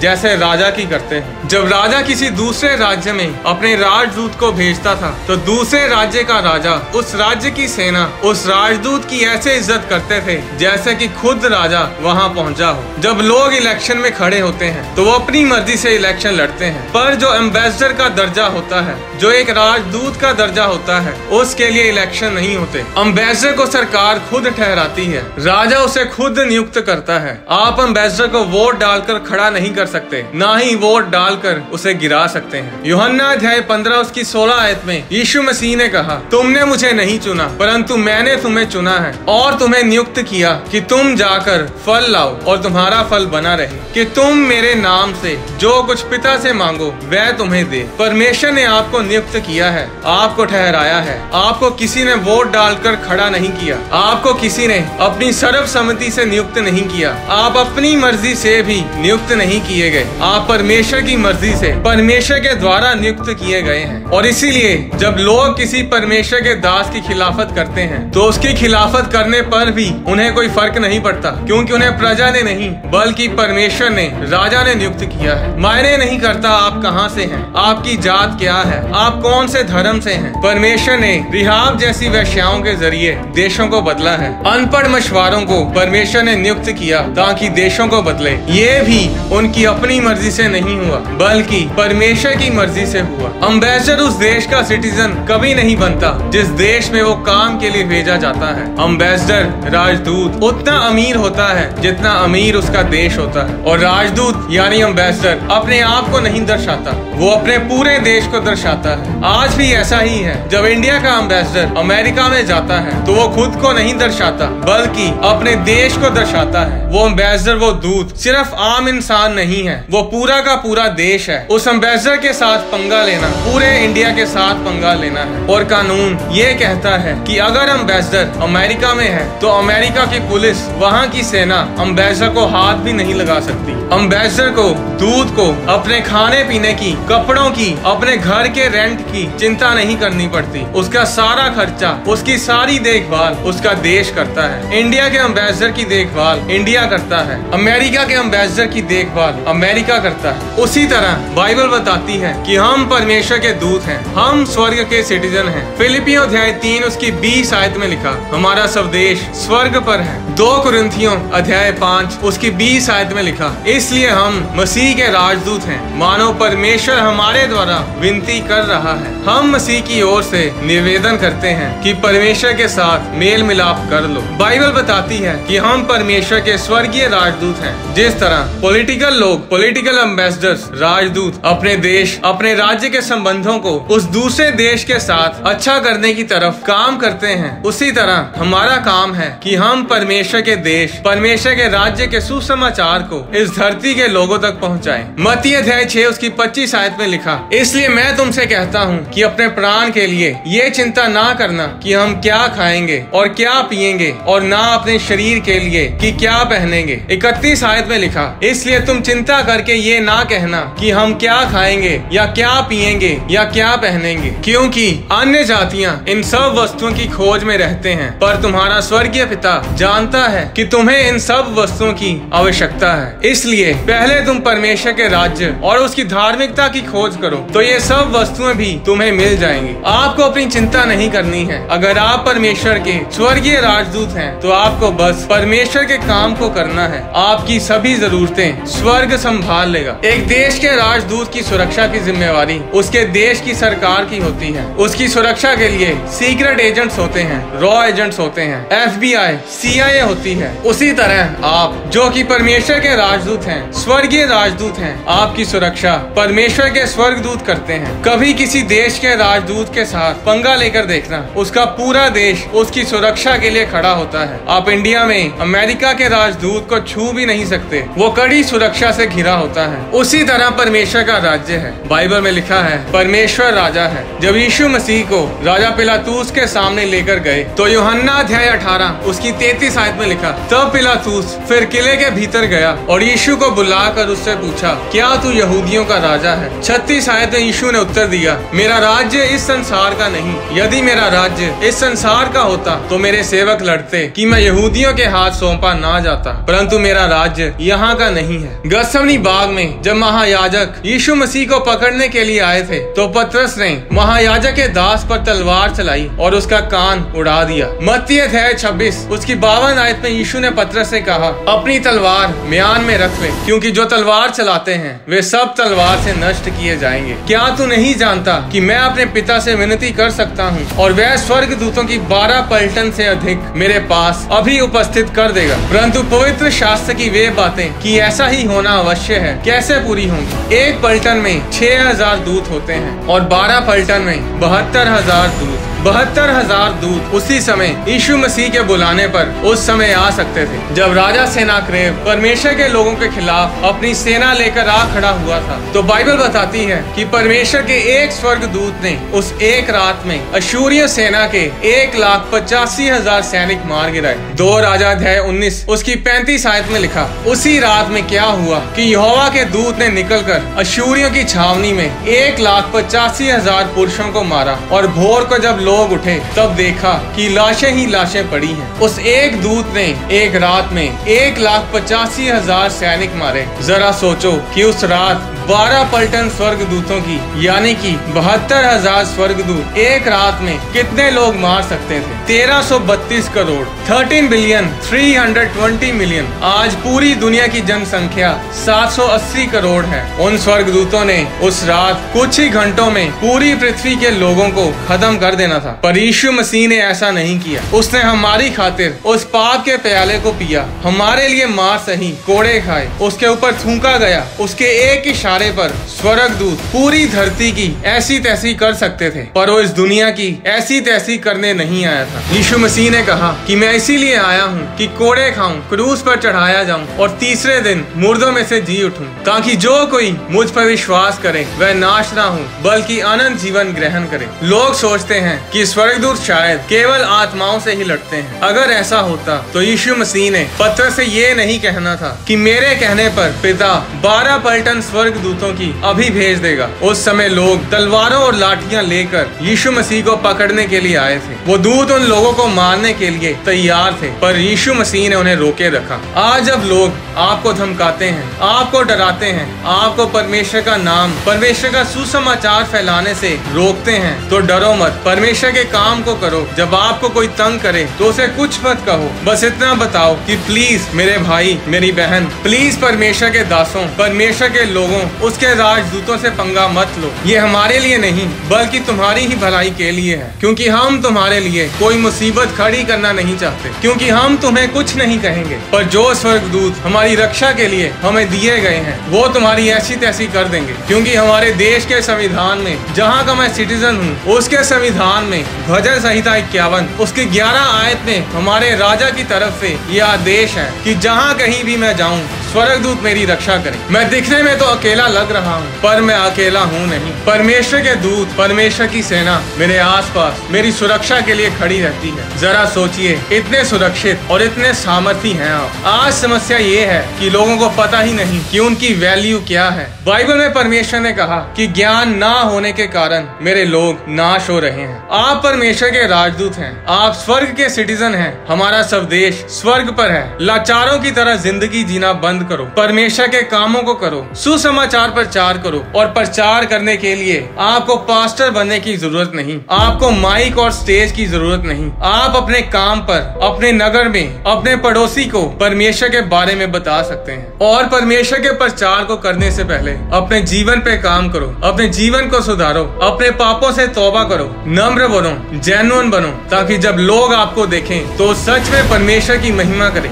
एक बात को हमेशा याद रखें, हमारी लड़ाई किसी धर्म के साथ नहीं है। यीशु मसीह धर्म नहीं है। अगर आप बाइबल को पढ़ें तो यीशु मसीह कभी भी धर्म के ठेकेदारों के साथ कभी नहीं बैठे। यीशु मसीह इस धरती पर कोई नया धर्म बनाने के लिए नहीं आए। पूरी बाइबल में ईसाई धर्म नाम का एक भी शब्द नहीं है। यीशु मसीह ने जब भी किसी को डांटा तो वो धार्मिक लोग होते थे जो धर्म बनाकर बैठे थे। यीशु मसीह ने कभी भी किसी भी पापी को नहीं डांटा, हमेशा दूसरों से प्यार किया, हमारी लड़ाई मांस और लहू से नहीं है, हमारी लड़ाई लोगों के साथ नहीं है, किसी धर्म के साथ नहीं है, हमारी लड़ाई शैतान के साथ है, जो लोगों की जिंदगियों को तबाह करता है, जो नौजवानों को नशे और व्यभिचार में ढकेलता है, जो परिवारों को उजाड़ता है, जो पति पत्नी में दरार पैदा करता है। शैतान लोगों के धर्म के हिसाब से काम नहीं करता। जो अपने आप को ईसाई कहते हैं वो भी बीमारियों में है, वो भी गरीबी में है। अपने आप को ईसाई बोलने से कुछ नहीं होगा, अपने आप को क्रिश्चियन बोलने से कुछ नहीं होगा। अगर आपकी जिंदगी में यीशु मसीह नहीं है तो वो जिंदगी नहीं,